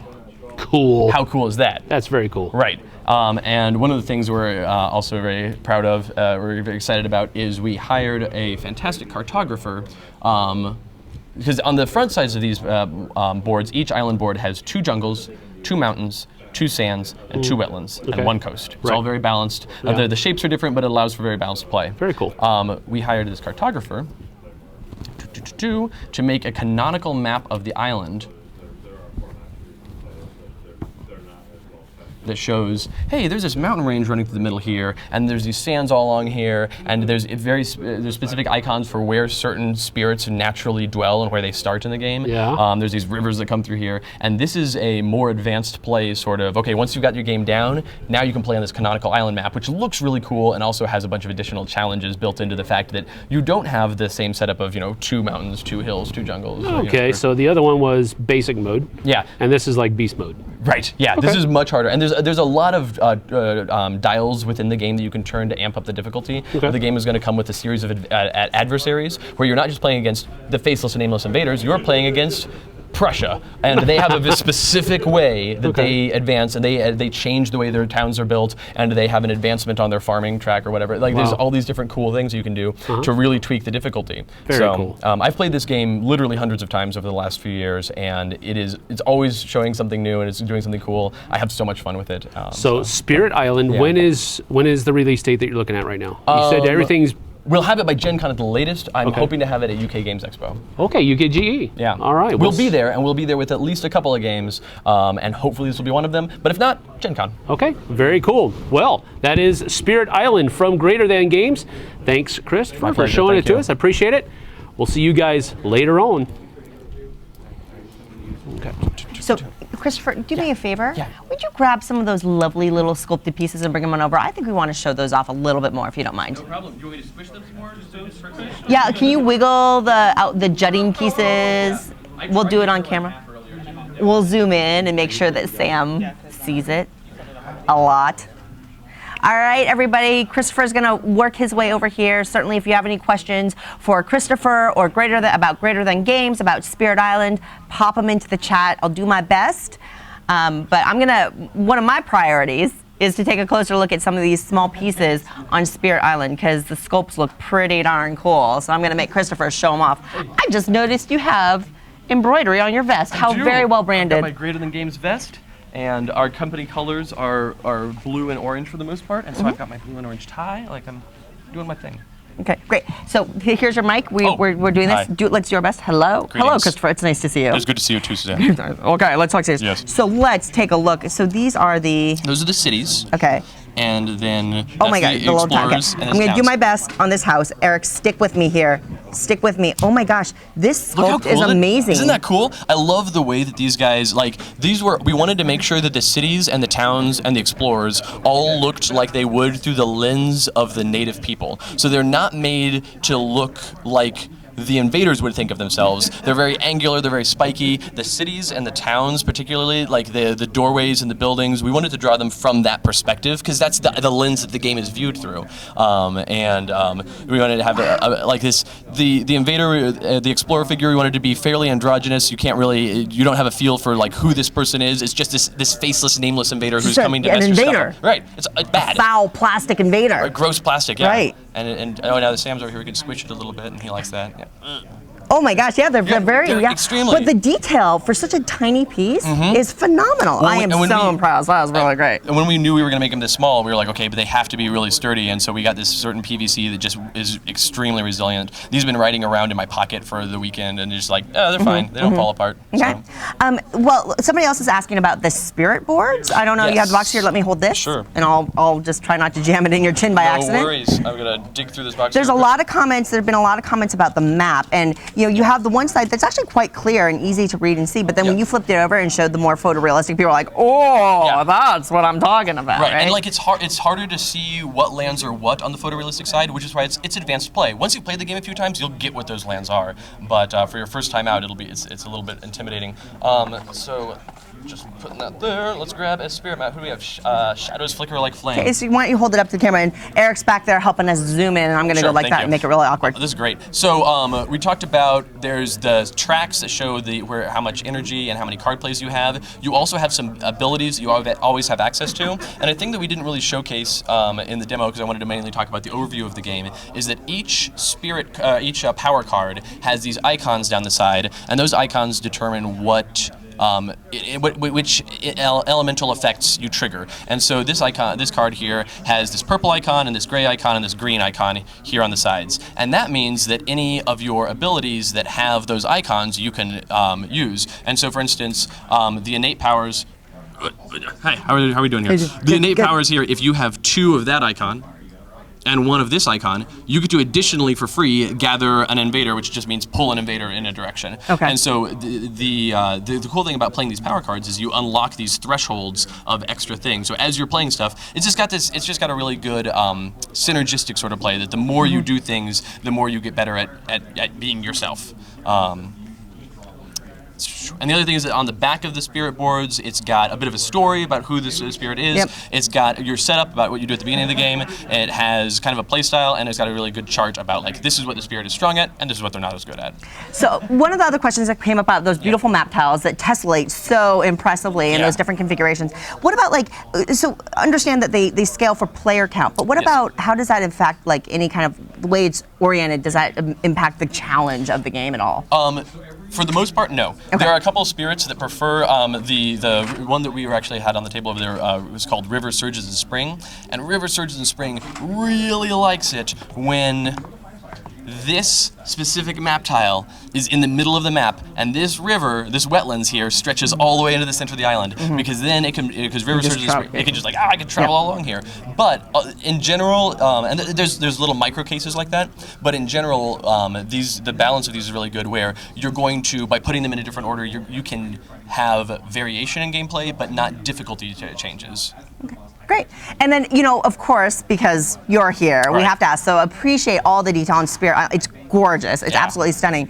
But, of course, somebody is asking about Sentinels. Oh, Sentinels, I'm not familiar with this game. So there's this little game. It's called Sentinels of the Universe or Sentinels of the Laplands. I'm not quite sure. Sentinels of the Multiverse, I think. That's a cool name. We'll go with that. It's a good name, right? I like that name. We'll go with that. So something about Sentinels Prime. And so Prime War is probably what they're talking about. Prime War is Wave 2 of our game Sentinel Tactics, and that is the thing that we announced last year, and we're going to be doing in the future. It's coming up, but it is right now. I have some big things on my plate. I'm ending Sentinels of the Multiverse. That card game is ending with a product called Oblivion that is coming out this year, and that's it. That's the end of that card game.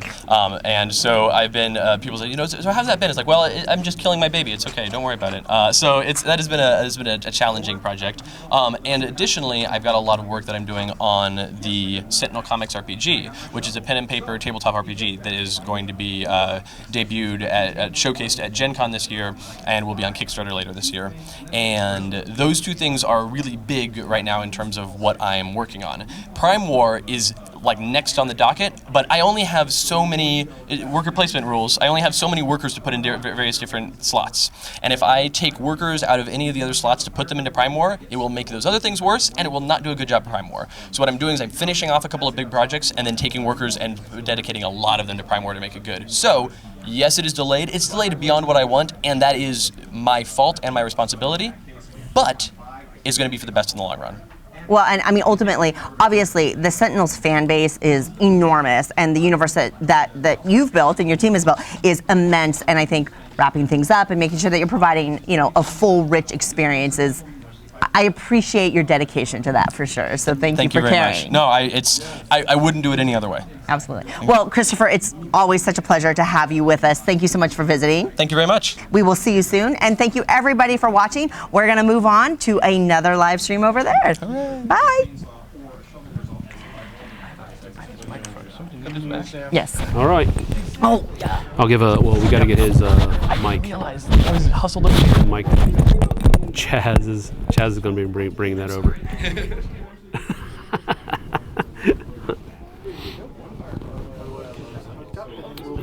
Let's see. Let's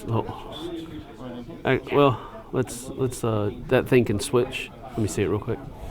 It can switch to the side now. You can just there you go.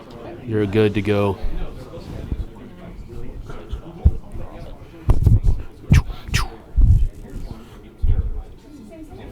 I'll give a short introduction, and then you're Todd, right? I am Todd. Todd, okay, just want to make sure. EG. Just wanted to make sure. No, I appreciate it. I have a hard time with people's names, too. Yeah, I do, too. But you're popular. You're internet famous. No, sir. No. All right, you ready? Good? Okay. I just was waiting for, all right, good. Hey everybody, welcome back to our 2017 coverage of the GAMA trade show here in Las Vegas. You're watching the Dice Tower, and I'm Sam Healy. This is Todd from AEG, and he's here to show us some games that they got in the pipe coming out. I am. I'm going to try and run through these because we got quite a few to look at. Yeah, that's fine. That's fine. That's good. First off, we have one that we really just announced here at the show, which we're really excited about. It's going to be out in probably around Q3 of this year. We have Custom Heroes. All right. So if you're familiar with Mystic Vale, which a lot of people are, Yes. you know our card crafting mechanic. Yes. This is taking card crafting in a new direction. Okay. What Custom Heroes does, it's a basic trick-taking ladder style game. So for instance, you begin the game with a deck of cards that's valued 1 through 10. There's 6 copies of 1, 6 copies of 2, 6 copies of 3. Okay. You deal out the entire deck to everybody. Okay. And then a person's going to pick cards to lead with. So if I was the first person, I might say, I'm going to lead with 2 2s. Okay. And then the next player could either play another pair of 2s or a pair, or they could go higher. So the next person could say, okay, I'm going to play a pair of 3s. Okay. All right. And it continues around the table like that. And you can go as high as you want. You could follow a pair of 2s with a pair of 10s if you want and go right to the top. Okay. And then people have to pass or play. If you can't play, you have to pass. And then once everybody's passed, the last person who played sweeps the table and begins a new set of whatever they want. They could play 3 5s, 4 7s, 1 2, you know, whatever they wanted to lead with that sets the number you have to play for that turn. All right. What makes the game interesting is that everybody has these little player screens, and behind them everybody's been dealt a certain number of advancements, which are on the clear cards. So let's say, for instance, that somebody had played, let me find here, somebody had played 2 2s, okay? And let's say that I had a 1 and a 3 in my hand, but I don't have 2 3s or anything higher to follow with. Right. Behind my screen, I could, on my turn, take one of these advancements, slide it into the card, giving Michio here a boxing glove. He gets +2 now. He now counts as a 3. So now I have a pair of 3s to play. I love how it's in his hand. It's on his hand. It's in his hand now. In future turns, somebody could take the card and sleeve on another advancement. In this case, the hot dog, which happens to be a negative. Now Michio's just a 2 because he has +2 -1. Because he punches and then takes a and bite. he takes a bite of his hot dog, right? Right. And so cards can have up to 4 advancements because there's 4 little slots here. Once one is filled, you can't put another one in that slot.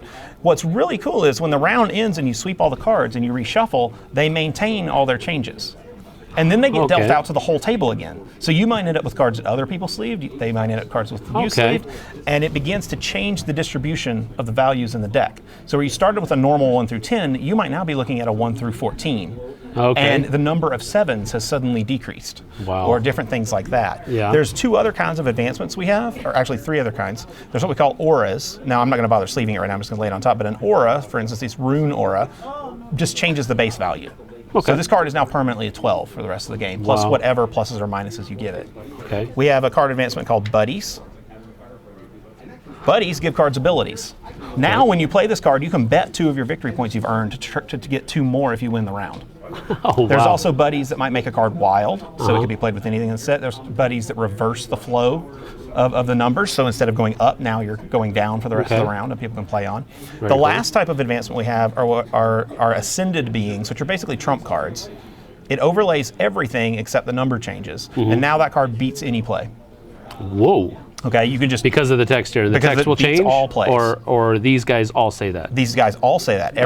So for instance, here's another one, and he has the same text. Okay. The only thing that can beat an Ascended Being is another Ascended Being. Okay. Everybody starts with 1, so everybody has 1 behind their screen at the beginning of the game, and you can choose to use it whenever you really, really feel you need to win that set. So you said one Ascended Being only an Ascended Being can beat another one. So is it the last one that's played? Right, it'd be the last one that's played in the round. If other people choose to try to beat yours with one of theirs. Gotcha. But of course, once you've done it, like once we've ascended, that card's now going to be shuffled into the deck, and someone else might get that card the next round and be able to play. Gotcha.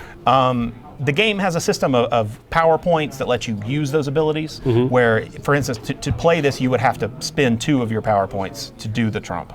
But if you played the card just as a plain 2 and didn't activate the text, you would get a power point. So that's how you build them up for playing future effects. Interesting. So at its core, it's a very simple game that a lot of people have played when they were younger, just winning the sets. But it's got this whole new, more gamer-style mechanic that let people begin to affect the deck as you play through. I have to be honest with you. This sounds more interesting to me than Mystic Vale did. I'm not going to get into that discussion because we make them both. But understand. we really enjoyed this game. We were playing this game so much at our company summit last week, we actually had to ban it for a while because we had to work on prototypes and other stuff because people just kept wanting to play custom heroes over and over. Now you have Japanese and English. Is there a reason for that? Yes, we are releasing both in Japan and worldwide at the same time. Okay. We're going to release this into Japan ourselves. We were actually aiming for Game Market. We're going to be a little bit behind that, but we do have all the cards in dual language, the rulebook's dual language, everything in it is. Very cool. All right, what else? What else so we that got was for us? Custom Heroes. We'll slide all that down here. One of our other big ones we have coming out is The Captain is Dead, which we are very excited about. This is not the full setup of the game. I just put a few cards out to show people what we have. So for instance, in The Captain is Dead, yeah, our little dudes. So in The Captain is Dead, everybody takes on a role on a starship that is currently in a bad spot, as the title might betray, The Captain is Dead. You're the remaining crew, yes. Up to 7 players are playing co-op. And there are 18 roles you can play, all with their own abilities. So you can get multiple attempts at teams trying to save this ship. Okay. So for instance, the Admiral is going to have definitely different abilities than the security officer. Okay. Okay? And they all bring their own thing to the game. What you're ultimately trying to do is to repair the jump core. Okay. There is a little bar in the game that moves up and down as you make repairs to the jump core trying to get away. Okay. This is what I refer to as the win track. Okay. Over here's the lose track. This is your shields. They start at 100%, but every time you take damage from alien ships, which I'll show in a moment, it goes down by 10%. Down. Okay. If it ever reaches 0 and you get hit again, the game's over. Wow. So for instance, you might be playing, and at the end of everybody's turn, you flip an alert card. When the alert card tells you, oh, the torpedo tube went out, the torpedo tube's now offline. You can't shoot any of the bad guy ships anymore until somebody repairs that. But if somebody wastes actions repairing that, you're not repairing the jump core. And at the end of each player's turn, another alert goes off. So stuff is going wrong all throughout the whole ship. All over the place. And it stops your ability to get more cards. It lets you do more things and repair more things. So you have to find this balance of working as a team of what you consider critical systems and what you don't. Usually by the end of the game, you're just letting everything blow up, just trying to get that core finished at the end. We found that most teams lose more than they win, but people have a blast even in losing. That's cool. So Tom was playing it last night. They were laughing their heads off the whole time. Super fun game. It'll be out in April. Cool. April. The Captain is Dead. The Captain is Dead. April or early May. Let me clarify April that. It could or be early May. All right. Cool. So that's The Captain is Dead. All right, what else? And we'll move this off. So our another big one, as you may be aware, we have brought out a lot of love letter skins, which a lot of people have really liked. We are slowing those down a little bit. We're going to basically have one sort of premium new love letter a year. And for this year, we're bringing out Lovecraft Letter, which is our... How did I know this was going to happen? Just fit, it's almost like it works, Love letter. Yeah. Kind of clever there. Yeah, it is. Anyway, this is Lovecraft Letter. I like the box. Ah, thank you. I really like the box. So in Lovecraft Letter, there is a card for every value, just like in normal Love Letter. But there's also a different card. So for instance, you've got Randolph there who's a 6. There's also Narthalep, who's the insane 6. So when you play a card, you play it for its normal effect. Once you've played an insane card in front of you, you can now begin using the insane effect instead of the sane effect, which is usually a little bit more powerful. The drawback, however, is, let's say that these are in front of me. It's tricksy, yeah. Yes, now I have an insane card in front of me. When my turn begins, I first have to draw the top card of the deck. If it's insane, I'm out of the round. You go full on insane. I'm out. You're done. If it's sane, which that one was, I'm fine. I can keep playing. But every turn, I have to make a check for each insane card I play in front of me. Each? Each. Wow. Yes, they're more powerful, but they're much more dangerous. Now, if you win with no insane cards in front of you, you get an Elder Sign token. Okay. Okay, you get 2 Elder Sign tokens, you win the game. Okay. If you're crazy and you win, you get a Cthulhu token. If you get 3 Cthulhus, you win. Okay. You're more likely to go insane, so it takes a few more of those. Right. Alternately, the Cthulhu card himself is an instant win if you've set up a certain combo. You don't even have to worry about the tokens. Really? Yes, he's very hard to win with. But if you do, you win the whole game. So you have, I just want to show off some of the artwork here. So Migo, Elder Sign. Now, Elder Sign protects you, of course. Yeah.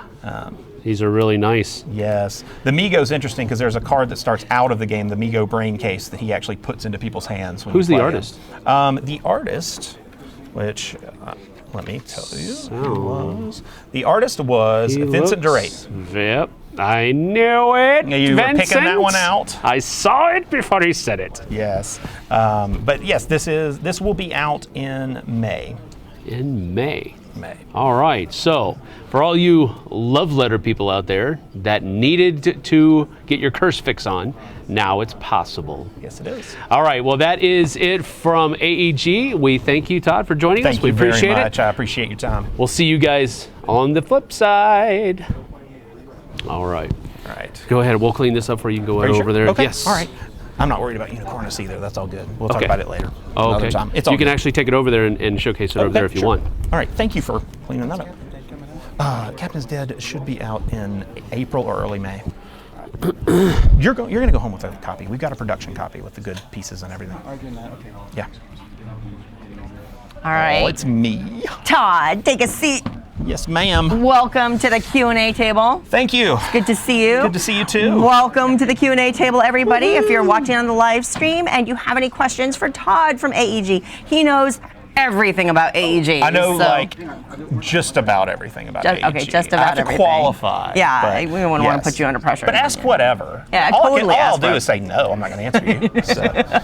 And honestly, somebody asked earlier, and we'll just go to something that you haven't spoken about Sure. at all.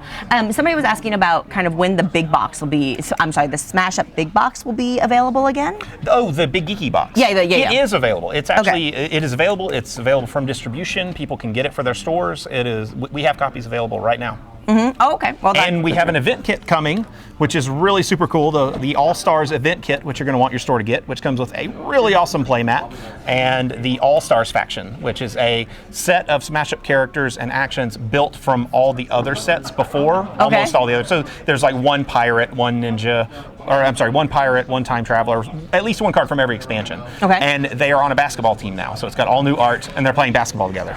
So you'll see the Cthulhu cultist using tentacles to block shots, and the teddy bears from the upcoming What Were We Thinking faction piling on each other's shoulders to dunk it. It's really awesome. And that makes total sense because that's how Cthulhu would play basketball. So And he's a team player too, yeah. right? He's with everybody. So. Okay, so somebody was asking about Sakura Arms.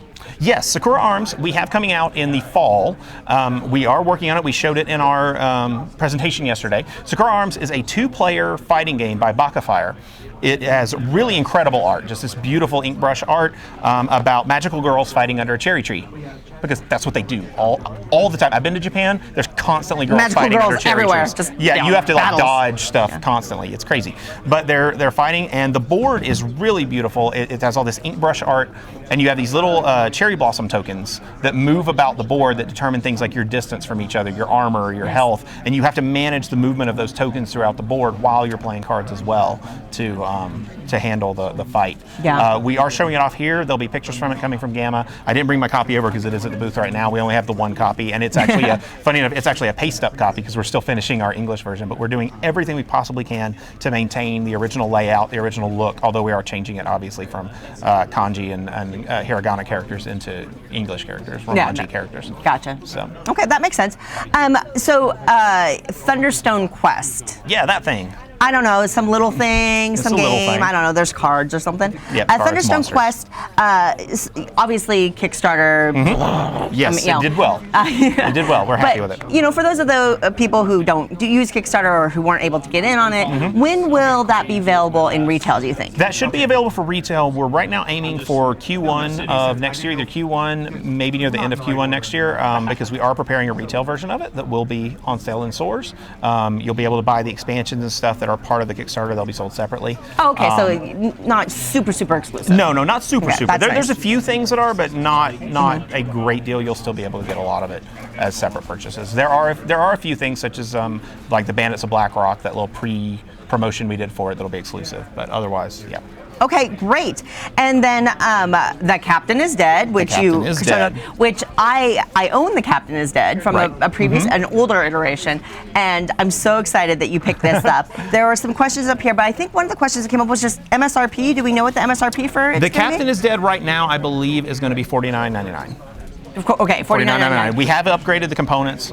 We came up. We have the clear plastic dudes. Those are they plastic? Are they acrylic? The character They're pieces? plastic. They're plastic, are but they're very cool. thick, so they're a good piece to hold. Oh, they're onto. very sturdy, and the art just sparkles on them, It does. right? The character art it looks does. awesome. And we did spot varnish all over the board to try to make the different systems pop, and things look different. We did some new graphic design on the cards, not to take anything away from the original version, but just things we wanted to do to try to make them a little more readable, a little more effective. So we're real excited about that one, and it's a game that deserved to be in retail. You know, it's such a good game. More people need access to it. So. And then I know one other question around custom heroes, which I got to play, and I got to say I really like ladder games, and I really like lighter card games. I really enjoy them, but I thought the card crafting worked. I was impressed with how the card crafting worked with it. That said, I know that when Mystic Vale came out, the theory was that there was a more complex game coming. There is. Something like Edge of Darkness. Edge of Darkness. Yeah, right. So it is any thoughts on that or anything you can share on that? It'll be coming before the end of this year. We actually have prototypes that we are going to, no. Yes, no, actually the designer has a prototype here, which you might be able to play if you're nice. And I gotta be nice. But a actual art prototype has been done. It's not with us yet, but we will have that, and we will have it for reviewers, and they'll be able to see it way ahead of time, and it is really awesome. It takes the Mystic Vale thing and goes to the nth degree with it. That's what, it does all sorts of, it's got worker placement, it's got combat with monsters, it's got sharing of cards between players, drafting off the table, just all kinds of cool stuff going on. I have to admit, I actually really enjoy custom heroes, but I'm super excited for Edge of Darkness. So I'll have to sneak a peek. Play it this week. All right, great. Todd, always a pleasure. Thank you so much. I appreciate it. AEG, thank you everybody for watching. And we've got we've got Fred Hicks here. How exciting. So let's go I better take get a this look mic over over to Z. him. Bye, Freddie. Thank you. For the most part, here. To your shirt, not the little badge straps, because Yeah, it does do that. Elastic to stay on schedule, where you need to adhere to the 10-minute interview. So at the 8-minute mark, under the camera, we'll do the 2-minute warning if we get to that point. You got it. You're on right now. All right. I guess we're here. Are we here? Are we good? Are we ready to go? We were on. Yes? Yeah, they're fixing something on the camera. No problem. All right, cool. Here we go. Hey, everybody. Welcome back to our continuing coverage of the GAMA Trade Show 2017. I'm Z Garcia. I'm here with Fred from Evil Hat Productions. We're going to be taking a look at this game right here in front of us, Dressed in Files cooperative card game. Yep. Is that right? Absolutely. All right. Tell me what's going on here. Explain it to me a little bit. Okay, this is a true co-op game, all the way down to the psychologist who designed it, making sure that there's no sort of table boss phenomenon that comes out of it. He kept tweaking things until he made sure that nobody's bossing everybody around, and everybody really has to do like teamwork in order to get it all solved. One thing you might not expect from the gameplay on this is that when you've got the board laid out, this is your puzzle to solve. Okay. There aren't more cards coming on after you clear things, but you have limited resources. You only draw when the game tells you to draw. Okay. And that you're not filling up your hand constantly, so you have this sort of dwindling pool of resources as you're trying to desperately get enough cases solved and defeat enough foes that you can hit the victory condition on the game. Okay. The game, of course, wins ties because Harry Dresden never gets a fair break. And your goal is ultimately to solve more cases than you leave foes standing. Okay. Because ultimately, there are always a few bad guys who get away at the end, but the important thing is for Harry to have figured out as much of what was going on as possible. All right. Along with his friends. You play Harry Dresden and up to 4 of his friends. In the base game, we've got Harry, Susan, Murphy, the Alphas, and I always blank out on somebody, Michael Carpenter. So you've got your wizard, your cop, your reporter, your werewolves, and your holy knight. Okay. And in the expansions, which we're also going to have coming out at the same time. Yep, right here, 3 of them. Each one of them adds 2 more characters and 2 more scenarios. Each scenario is based on one of the novels. So we're covering the first 11 novels total through the expansions in the core set. Gotcha. Plus, the core set also contains a deck based on the Side Jobs short story collection, which you can use to randomly generate scenarios for increased playability. Okay, very nice. And we support 1 through 5 players, so you can do a solitaire mode on it. That's kind of like the 3-player game, but a little bit harder because you have perfect information sharing. Right. And it goes all the way up to 5 players. It's really tightly balanced. You're often coming down to the showdown at the end where you hope that you got things far enough along so then the big fight lands at the end. you throw some dice and you have that sort of Vegas moment, appropriate to where we are, where when the dice hit the table, whether it means a win or a loss for the scenario, I've very consistently seen people be like, "Ooh!" So we are manipulating how many dice you'll get to roll. It's not how many dice you roll, but how well tuned the result will be to help you finish out the case that you got close or a foe that you almost defeated. Okay, cool. Tell me a little bit about the game mechanically. Okay. Just an overview of Sure. mechanically what are we going to be doing? In each of your players' hands, you'll have 4 types of cards: attacks, investigations, overcomes, and take advantages. And those correspond to the 4 types of cards that are on the board as the layout. You have obstacles, those are what you overcome. Okay. You have advantages, those are what you take. You have foes, that's who you attack, and you have cases, that's what you're investigating. Okay. The case and foes get tokens on them until you hit the number, and that clears them off. Right. Since the players are scoring a point for each case they clear, those go up to the solved cases area. Otherwise, everything goes up to the book discard. Okay. But eventually, you're going to cook things down to the point where you're running out of resources, fate points that you need in order to play the cards in your hand, and you're running out of cards in your hand. Right, because like you said, you start with everything you're going to get. Yeah, but you're trying to use those limited resources, and sometimes you got started off on a good foot, and sometimes you didn't. The game is tuned for about the standard difficulty. I'd say you're going to win about a third of the time once you've gotten a certain amount of mastery over the game. Okay. And what you're really trying to do ultimately is solve the puzzle well enough that when you get to the showdown, the odds are in your favor. Gotcha. In the showdown, you'll have an opportunity to spend whatever fate points you have left over to improve your odds a little bit.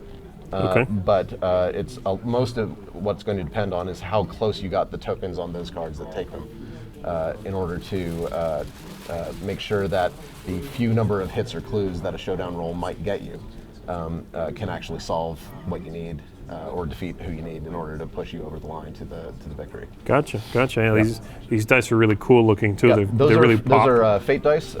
They are we use them in our role-playing game line, Fate Core. And in this game, they function somewhat similarly in that the pluses are +1, the minuses are -1.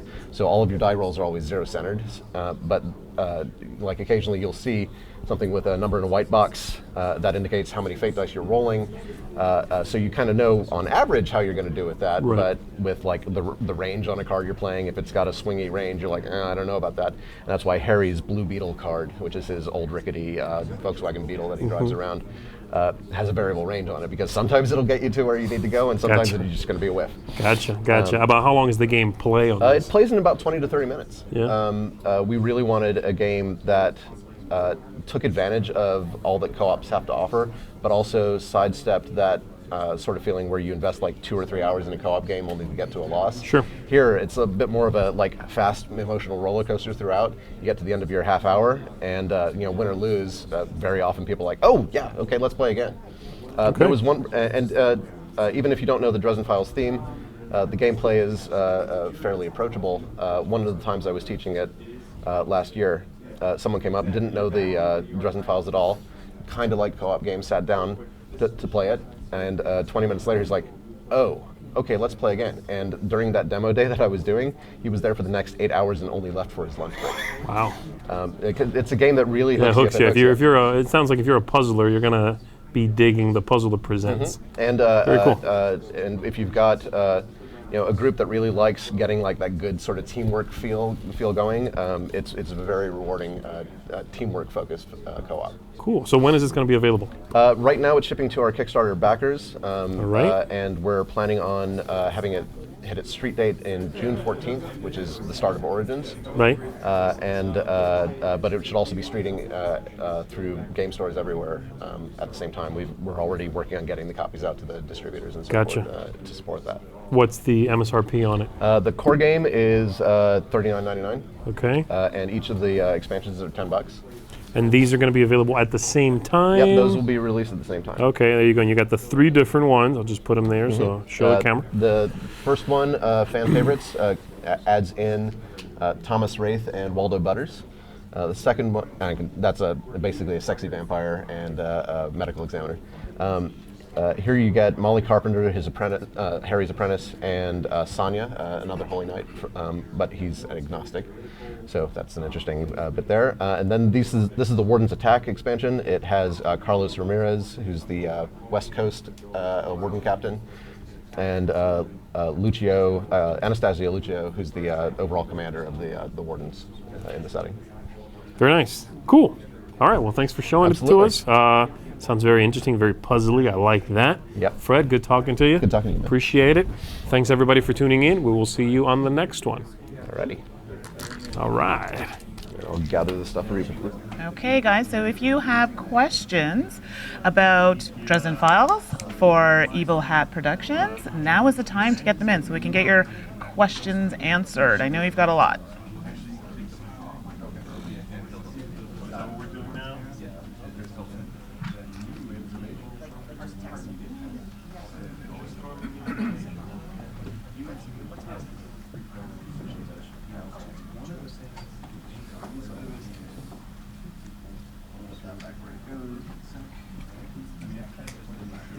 Next up is Perplext.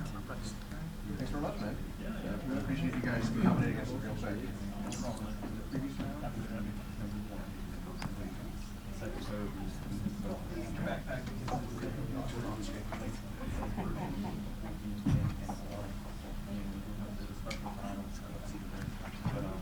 Well, hello. If you want to actually look under the box, We'll keep it because, yeah, someone has a question, so we want to see all the beautiful bits in there. right on. The beautiful bits. The beautiful bits. Well, you've got me. You've already got all the beautiful bits you need. Exactly. So this is going to be for you. You get that one. Awesome. Fantastic. Okay, so the questions are fast and furious. So we're going to get right to it. And by the way, I'm super interested in this game. I've been eyeing it for a while. Well, let's open it up then. Okay, so let's get to some of the questions here. We've got Tammy Smith asking, any new expansion card sets for Dresden Files expected after those first three? Yeah, we do have in development. We already have the at least the spreadsheet level of design for 2 more expansions to get us up to the currently published last book in the series, Peace Socks. That's the one he's working on. Skin Game. Okay. There's a lot. I've been soaking the Dresden Files for so long, but it still gets scrambled up.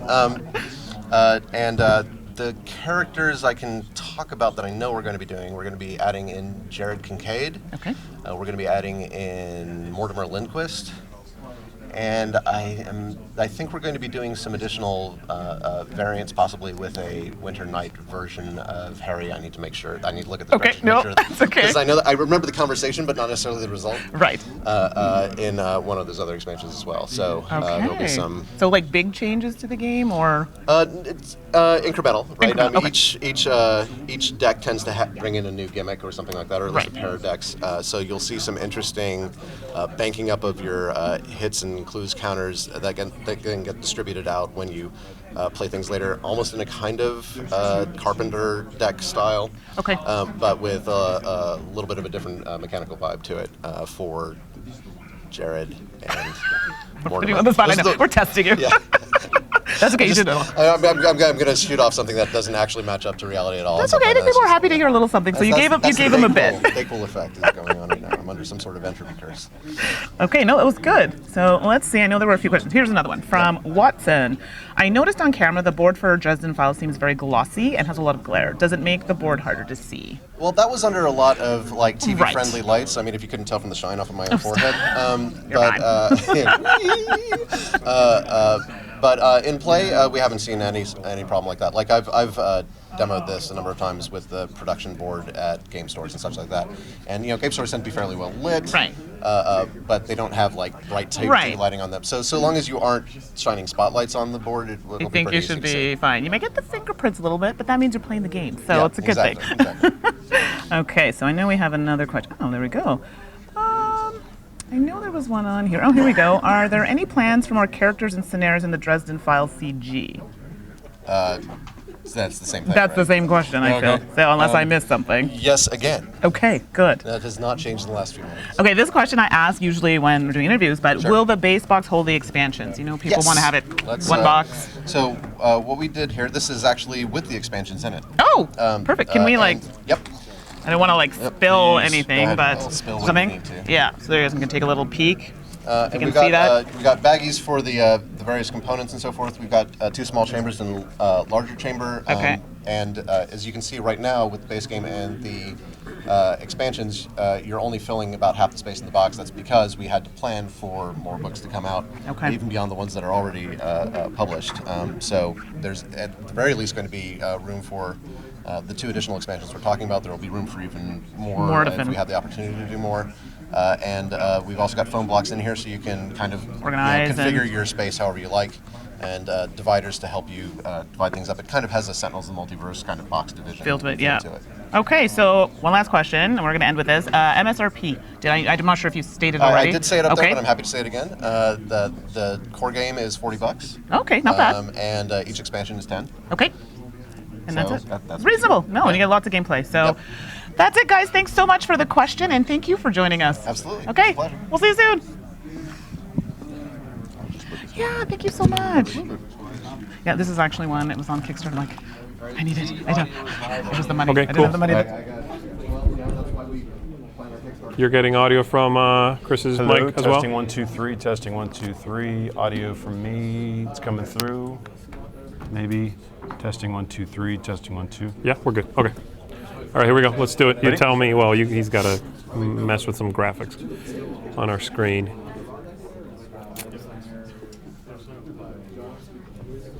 Those that you get from it. So now when you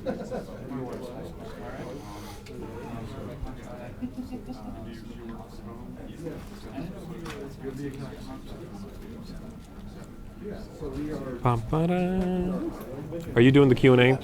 Are you doing the... Yes? Yeah, there you go. Okay.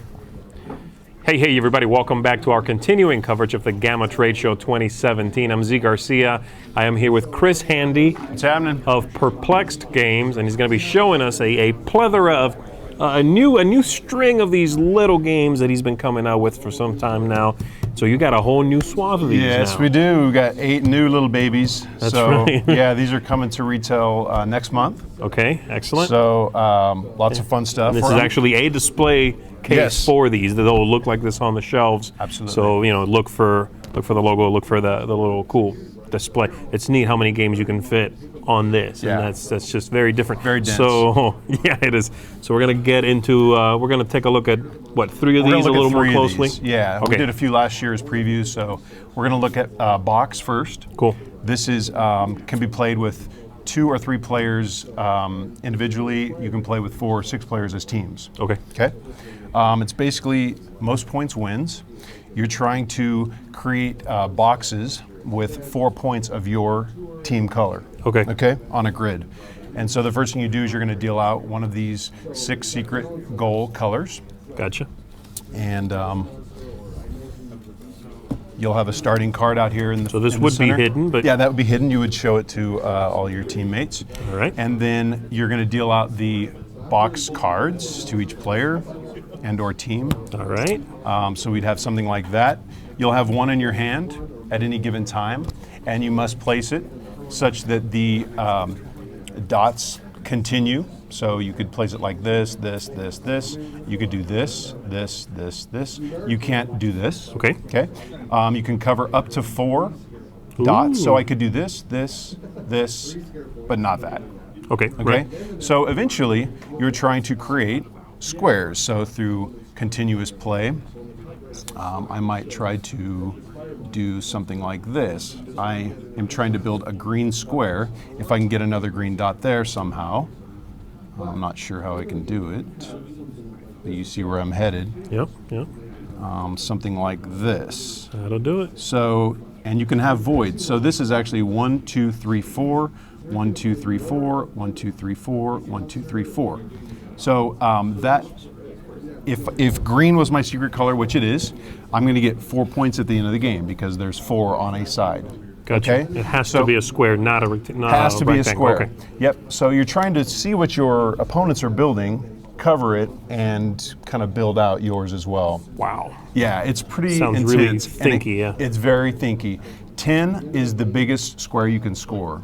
So even if you have a bigger one, it'll score 0. You're not penalized, but we're trying to keep the game contained inside. So Okay. It's pretty cool. Wow, this is like a brain it melter. It will burn the brain. So All that's right. Box. Very simple rules, but a lot to think about, a lot of considerations there. All right, cool.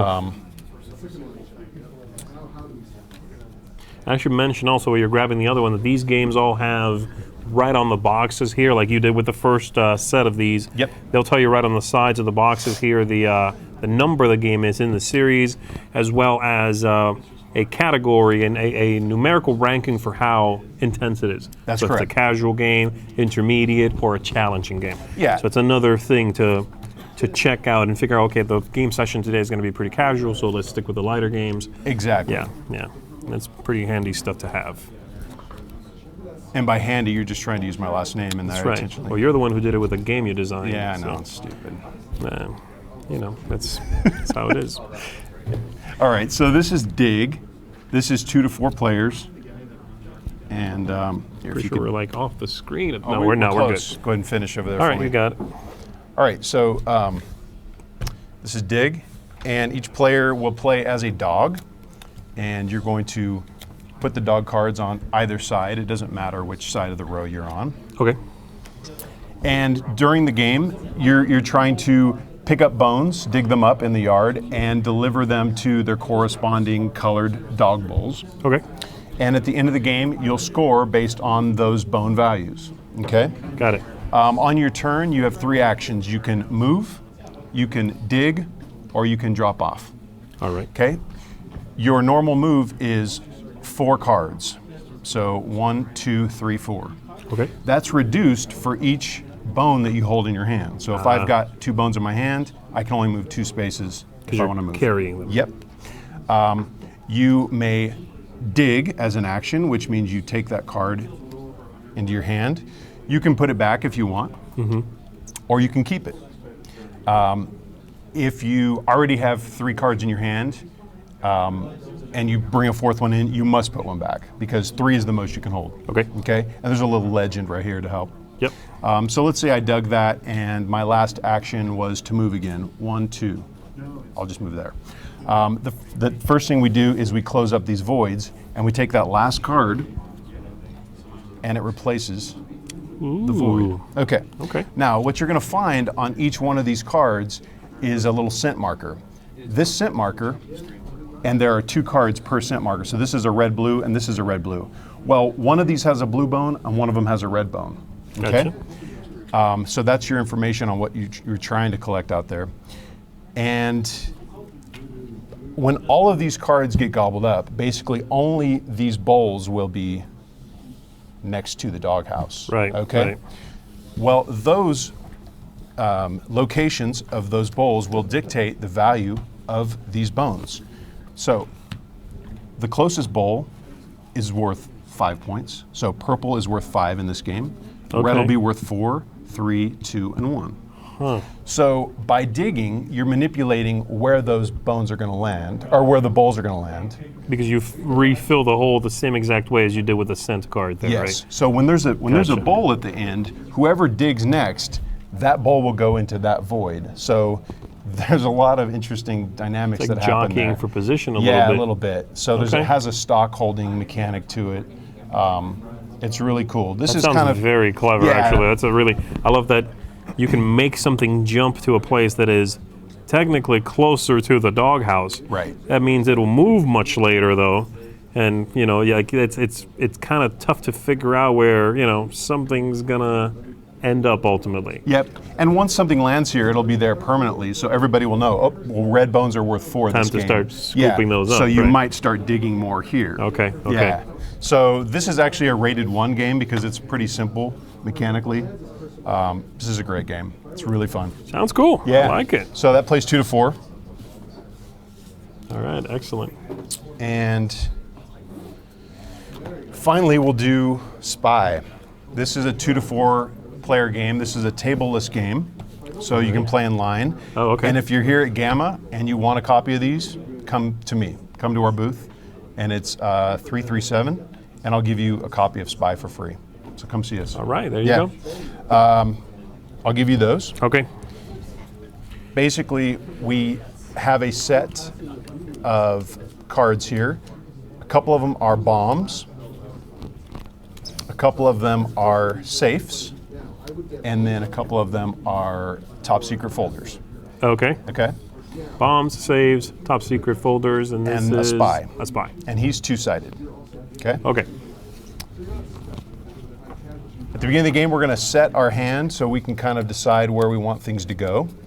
Okay. Which order. will All just the bomb make it up. cards, all the bombs are going to be with the lit side down, so they're unlit at the beginning of the game. Oh, okay. Okay. And that's an important part that I'll get to in a second. All right. So basically, when everybody's ready, we expose our hand, and that's what we see. We can see where the spy is, and that's it. Right. Okay. So on your turn, you can either move or spy. You can do both, either or neither. Move or spy or neither. Yes.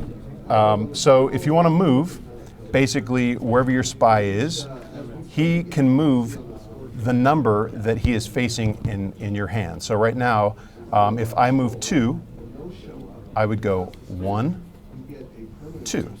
Okay? Now, you know as my opponent that this is a 2 card. Okay. Right? Yes. And you can track that for the rest of the game. Once I get there, I can spy. So I would spy, let's say I want to spy this card in your hand. Now we look at it in a mirror fashion. So basically, 1, 2, 3 cards over, 1, 2, 3. You're going to tell me the type. So it's either a bomb, or a safe, or a folder. And it is a safe. It is a safe. Is it the safe with the 1 on it? Yes. Okay, so that is actually what I'm trying to do. I'm trying to expose, in order, your safes and then your top secrets. Gotcha. So, because it's the safe number 1, that's going to flip out to face all the opponents. So I'll just do that. Exactly. And you'll know what it is now. Yes, all Got your it. opponents know. Now I'm trying to expose your safe number 2. Okay. Okay, so that's the end of my turn. Let's say that I were to spy on a bomb. Okay. Okay, you're going to go, tss, you got to do that sound effect. It's very important. Okay, and then you're going to actually turn it over to the lit side. Now it's on. Now it's on. Now it's on. Gotcha. If anybody spies that card again, they're eliminated. Do you have to say boom at that point? Yes, you can. You don't have to, but you can. You want to make them feel really bad. Got it. Whatever it takes. Okay, so the other thing about this too is that prior to moving or spying, you can flip your spy in the direction he's facing. So basically, your turn could be flip, and then move 1, and then flip again, and spy this card. Got it. So you can always flip intermittently. Okay. Okay. Okay. Now, one more. There's a lot to this game. Well, this is a chat. This is rank It's 3. challenging, yes. So here's the thing. Your hand is a loop. So this card is actually next to this card. Oh, so wow. if I move 2 and I'm facing this card, it would go 1, and I can move over here, and then 2. So for every card you actually cross over, that counts as a card. Okay, okay. So Very cool. that also means, Z, that when I'm here, I'm facing this card in your hand. of Right, course. right, right. Okay. Did all that make sense? That I all kinda made sense. This blew is very through it. clever. Yeah. Yeah. So this is for 2 players. 2 to 4. 2 to 4. 2 to 4. Yes. Okay, we you play have. with- oh, you have 2 more different yep, we have a colors of black spies. spy and this spy as well. Okay, purple. very nice. Yeah. Cool. All right, well, that's all the time we've got today. Yes. But yeah, very nice. So again, Perplext Games, a whole swath of games here you can check out. They fit right in your pocket. Come check them out. And if you're here, like Chris said, Come get a spy yeah, for free. Swing by the booth. All right, everybody. Thank you. Thanks for tuning in. Thank you for being with us. Thank you, Z. Really appreciate it. Yep. We'll see you next time. All right.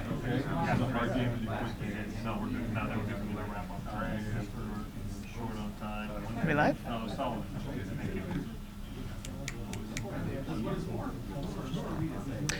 So everyone, we're going to have questions and answers with Perplext Games, and then we'll be showing Pack-O Games. So if you have lots of questions, now's the time to ask. Did you like that? I was thinking about that the entire segment.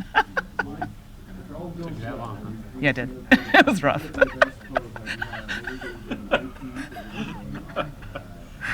It's a lot of work for me. It's a lot of pressure.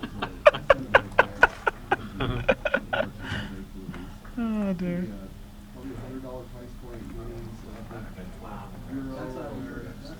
It's very out of our wheelhouse. So something like this, an author and would like to do something.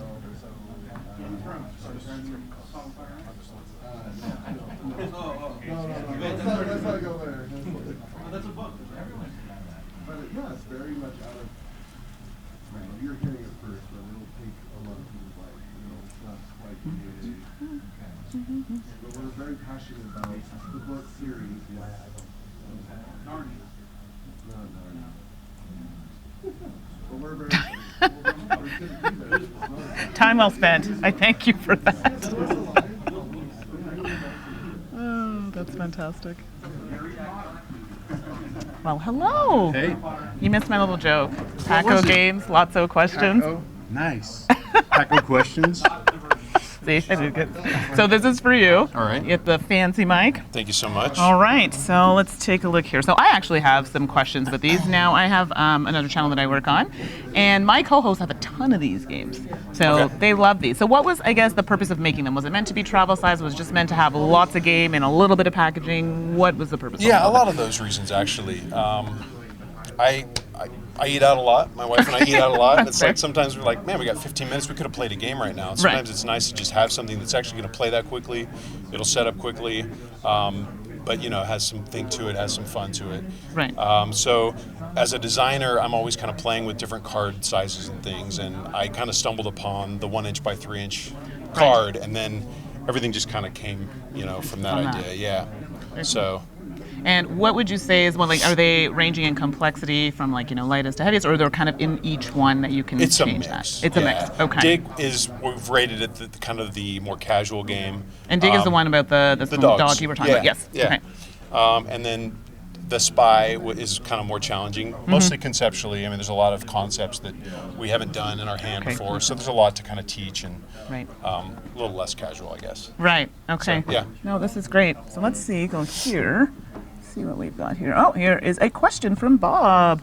More games coming up in the Paco game line. Oh, well, we are working on about 20 other games for this line.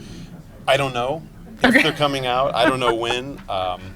It just depends on how fast we can kind of finish them, how the reception is for this, and so certainly it's in the works, but we don't have any No concrete. Yeah. Okay. Nothing solid to give out.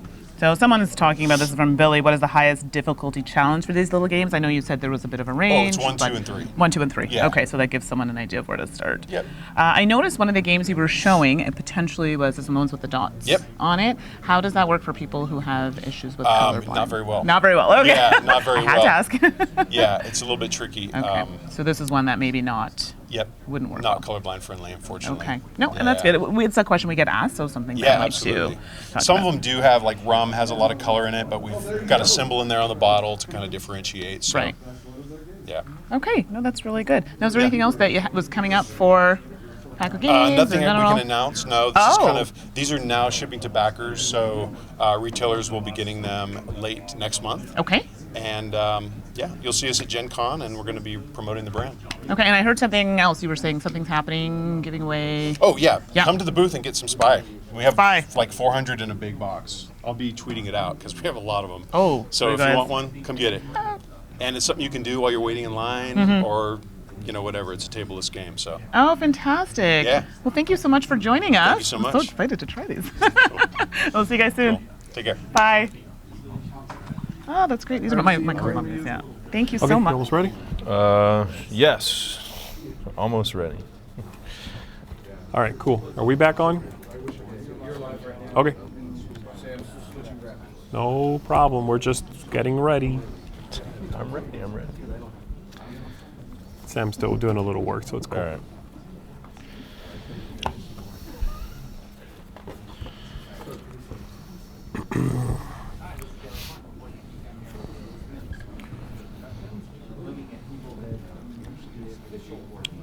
Bum, ba-da, ba-da, bum, ba-da. Did you get some Spy, Mandy? You will?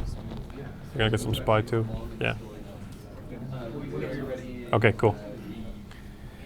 Hey, everybody, welcome back to our continuing coverage of the GAMA Trade Show 2017 in Las Vegas. I'm Z Garcia. I am here with Justin from Restoration Games, and we are going to be taking a look at a few things. But we're going to start with Stop Thief, which is right here in front of us. Justin, welcome. Thank you. Go ahead, tell me what's going on here, and before you do that, tell me a little bit about the company's purpose, the idea here. Sure. It started with this kooky idea to take these old mass market games that have been out of print from the 60s, 70s, 80s into the 90s, fix them up and bring them back for modern gamers with new mechanics and new art and things like that. There were a lot of these old games that we found that had a real interesting idea behind them, but we're sort of suffering from some of the old design ideas we had back in the day. And Stop Thief is a really good example of that. Okay. It's a game that was from 1979 and designed originally by Dr. Robert Doyle. And really cool thing back then is it came with an electronic, like a big hunk of plastic, like these old cell phone looking things with the buttons and the lights and the 8-bit sound and all that. But it was a really cool game. It's a game of audio deduction. So you see that a lot, and you haven't seen many instances of that. So it was a really neat idea, but it suffered from some of the old style. So for example, in the original version of the game, you roll and move, right? Roll 2 dice and see how far you move, and we know that that's not the best mechanic in the world. If you roll a bunch of 2s, it can kind of ruin your game for you. And so what we do is we take the essence of the game, strip everything else out, turn that up to 11, and then build all the modern mechanics around that. Okay, cool. So what's new in it? What's the new paint job here and the new mechanisms? Right. So the big thing, there's a couple of big things. First of all, as I said, we took the roll and move mechanic out, and we replaced that with these decks. So there's 6 investigators in the game. Just by the way, this is a pre-production copy, so the art is final, but some of the other stuff is not. So for example, we have custom meeples with screen printing on them to differentiate the different investigators. We have 6 investigators in the game. The game plays 2 to 4, but we have 6 investigators for replayability. Okay, cool. And each investigator gets their own deck of movement cards. So here's the license, and then we have the movement cards, which each have a number on them. All right. And then some of them also have like a special ability, power? right? And each of the 6 different investigators have a different mechanic, as it were. Very cool. So the blue person can move through windows. We've got the red guy who's sort of like Murtaugh from the Lethal Weapon movies. He's getting a little old, but he has people all over town who can give him tips. We've got the sleazy purple guy who sends people off on wild goose chases and things like that. So we made the decks asymmetrical, and by giving each person their own deck, that solves the movement problem and gives the replayability with the special powers. Gotcha. The other really cool thing we did is the original board was just a straight up grid. We took that and we made this sort of point-to-point system, sort of like from last Friday, similar type of feel, with these different connections. And what that let us do is give more room for the art to breathe. So our artist, fantastic artist, Roland McDonald, did the art for almost all of the game other than the cover art by John Ariosa.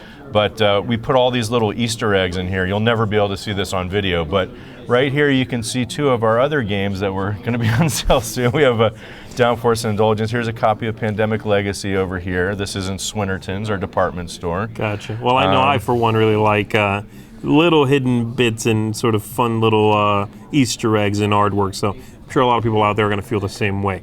But yeah, it's a very attractive board. Definitely clean look to it, but fun and bright, and all those little Easter eggs are going to be a blast. A ton of Easter eggs. We actually put in a few after we had the art final. We had a few more days. We actually squeezed in a few more. We managed to get an owl bear in here. It's not on this copy, but it'll be in the final copy. So. Gotcha. Yeah. Gotcha. So just mechanically, give me just an elevator pitch for mechanically what's going on, just in case someone isn't familiar with the original. It's 2 to 4 players. It plays in about 30 to 45 minutes. It's audio deduction. So basically, and I forgot the most important part, we replaced this plastic piece of hunk of plastic with a free companion app that's going to be on Android, iOS, and all that. Right. And so basically you leave your phone out, you hit a button, and it says, oh, crime's been committed over in Dr. Doyle's electronics. Okay. And you hear the sounds. And so you hear the sound of the crime space, and it might be one of these red spaces. Well, you could be any one of those. You don't know where the thief is. The thief does not appear on the board. You just have to listen to the clues. Then we hear him walking, and so we think we know, okay, he can be one of these spaces. And then we hear him go through a window. And the more sound clues we get, we can narrow down where he is. And while we're doing that, the investigators are moving along the board, and then they can go in and make the arrest.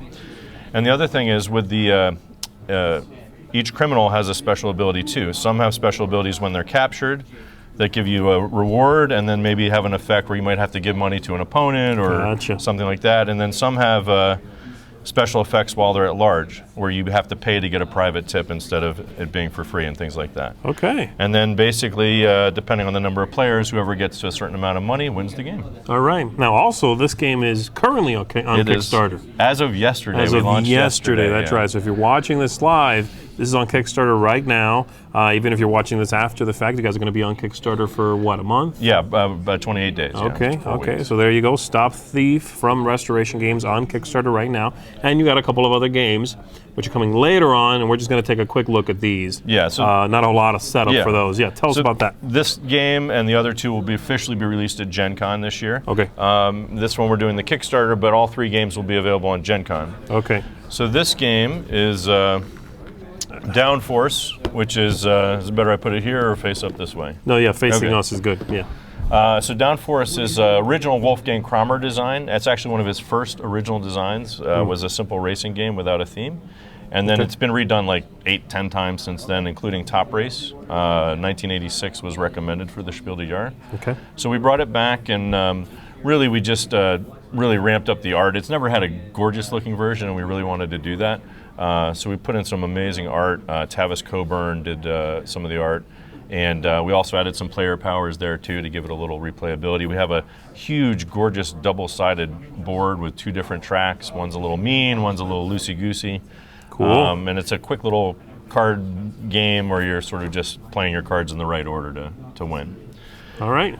And then we have our last one is Indulgence, which is a restoration of Dragon Master, which is a trick-taking game from 1982. Some of you might remember, had the cool interlocking gems. Right, right. Well, you kept a little bit of motif here with the cover of the original. We really wanted to, and that's what we do with all these games.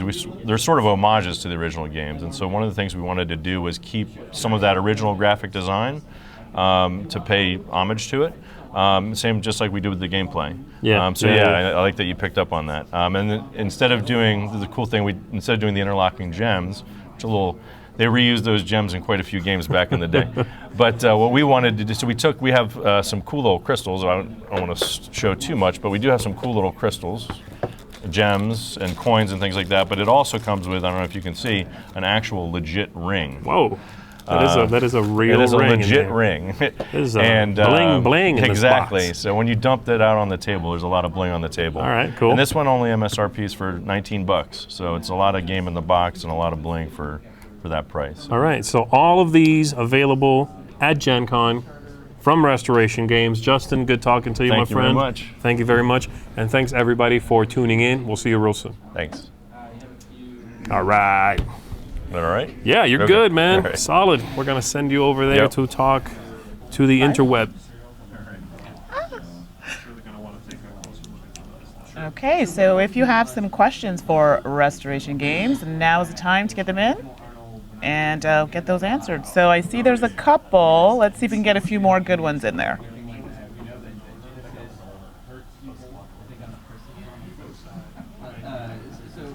We're going to 1984, and we're telling Sarah Connor, Kyle Reese versus the T800 model 101.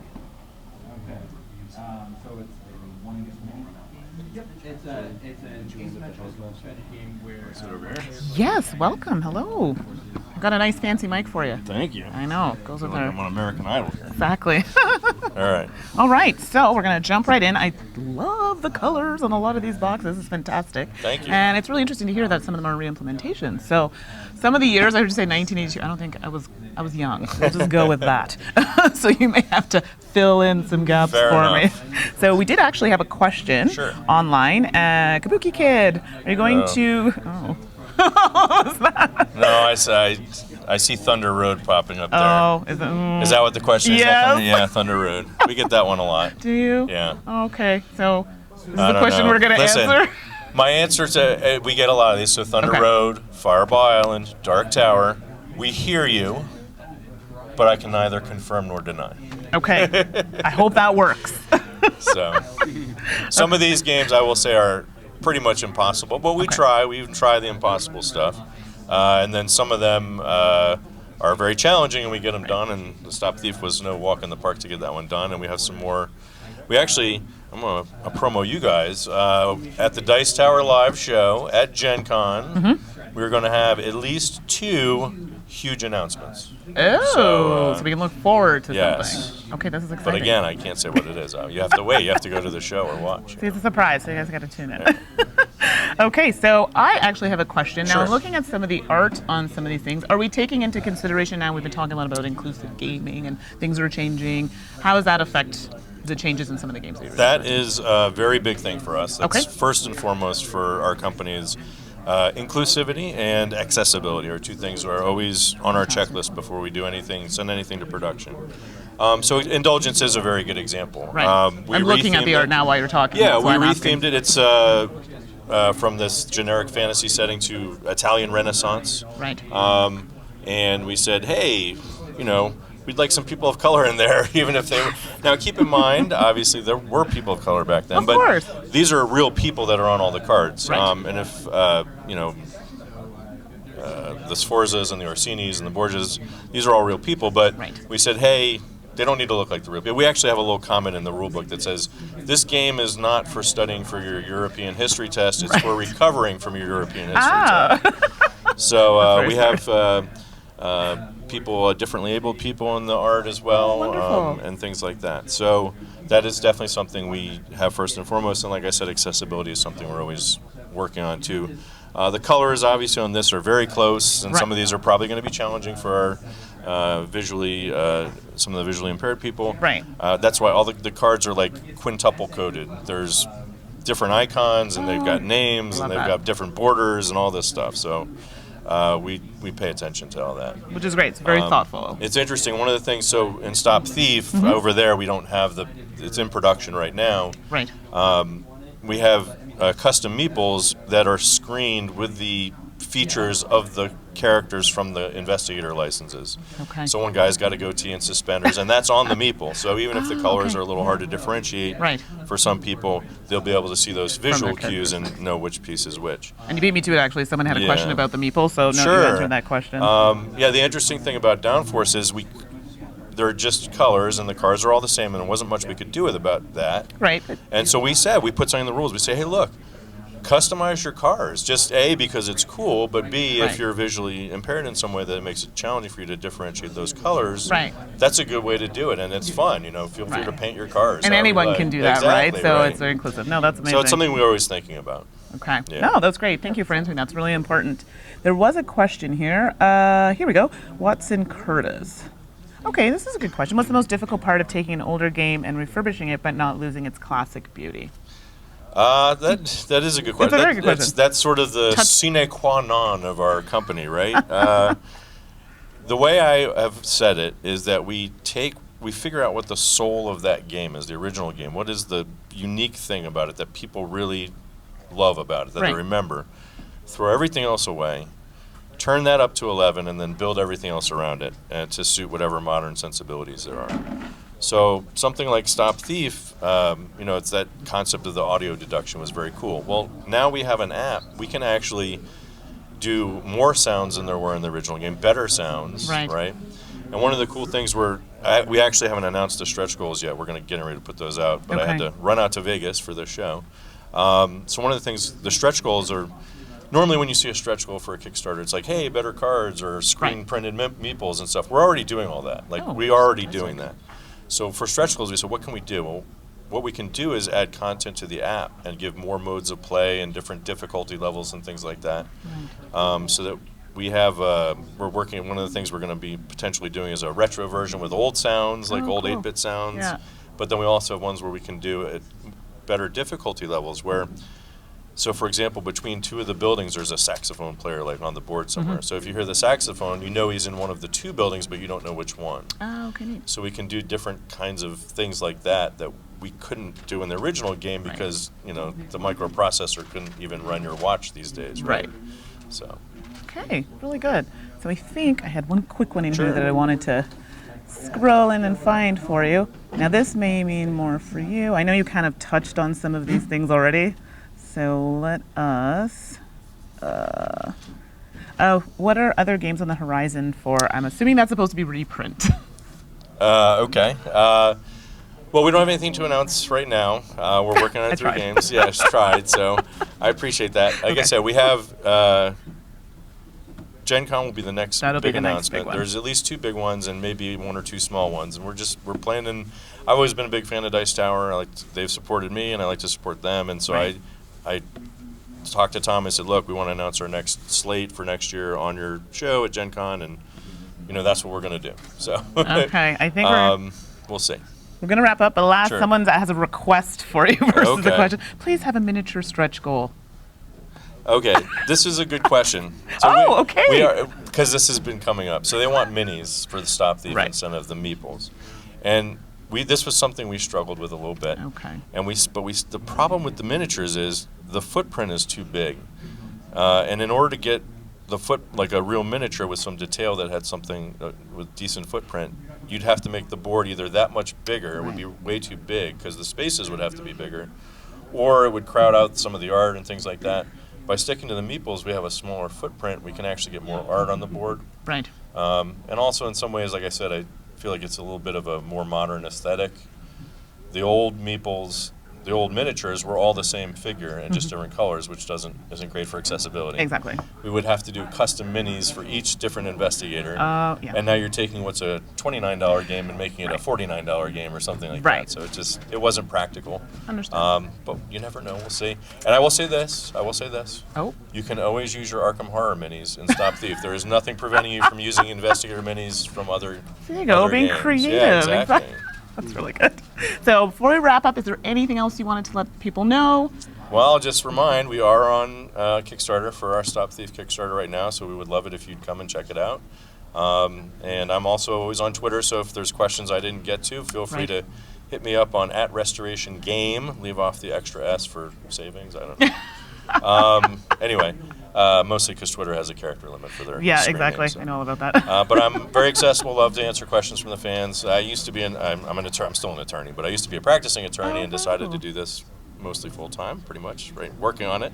That's awesome. And so much more fun dealing with the fans and stuff rather than clients. And judges and things like that. So feel free to hit me up. I love answering questions. Perfect. Thank you so much for joining us. My pleasure. And we'll see you guys soon. Bye. I think you'll need to sign us off on the stream, Andy. Oh. We're going to stick with you for a little bit. Okay, so what do I do? Talk to Chaz. Make Chaz talk. Okay, yeah, please, because Chaz, you've been getting some requests. Talk about your scheduling system, Chaz. He's working me to the bone. Hello. Hi. So, you've been doing a bang-up job. That's fantastic. And so it's nice to be able to sit down and...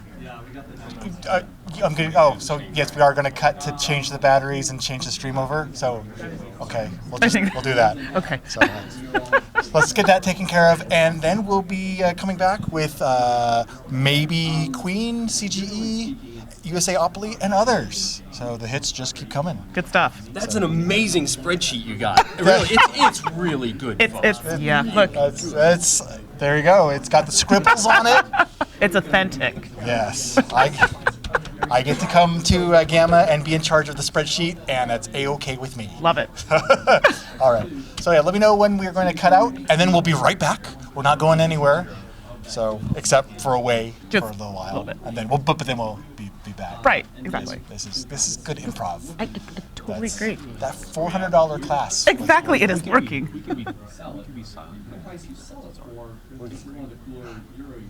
A moment of silence for our batteries that we're swapping out.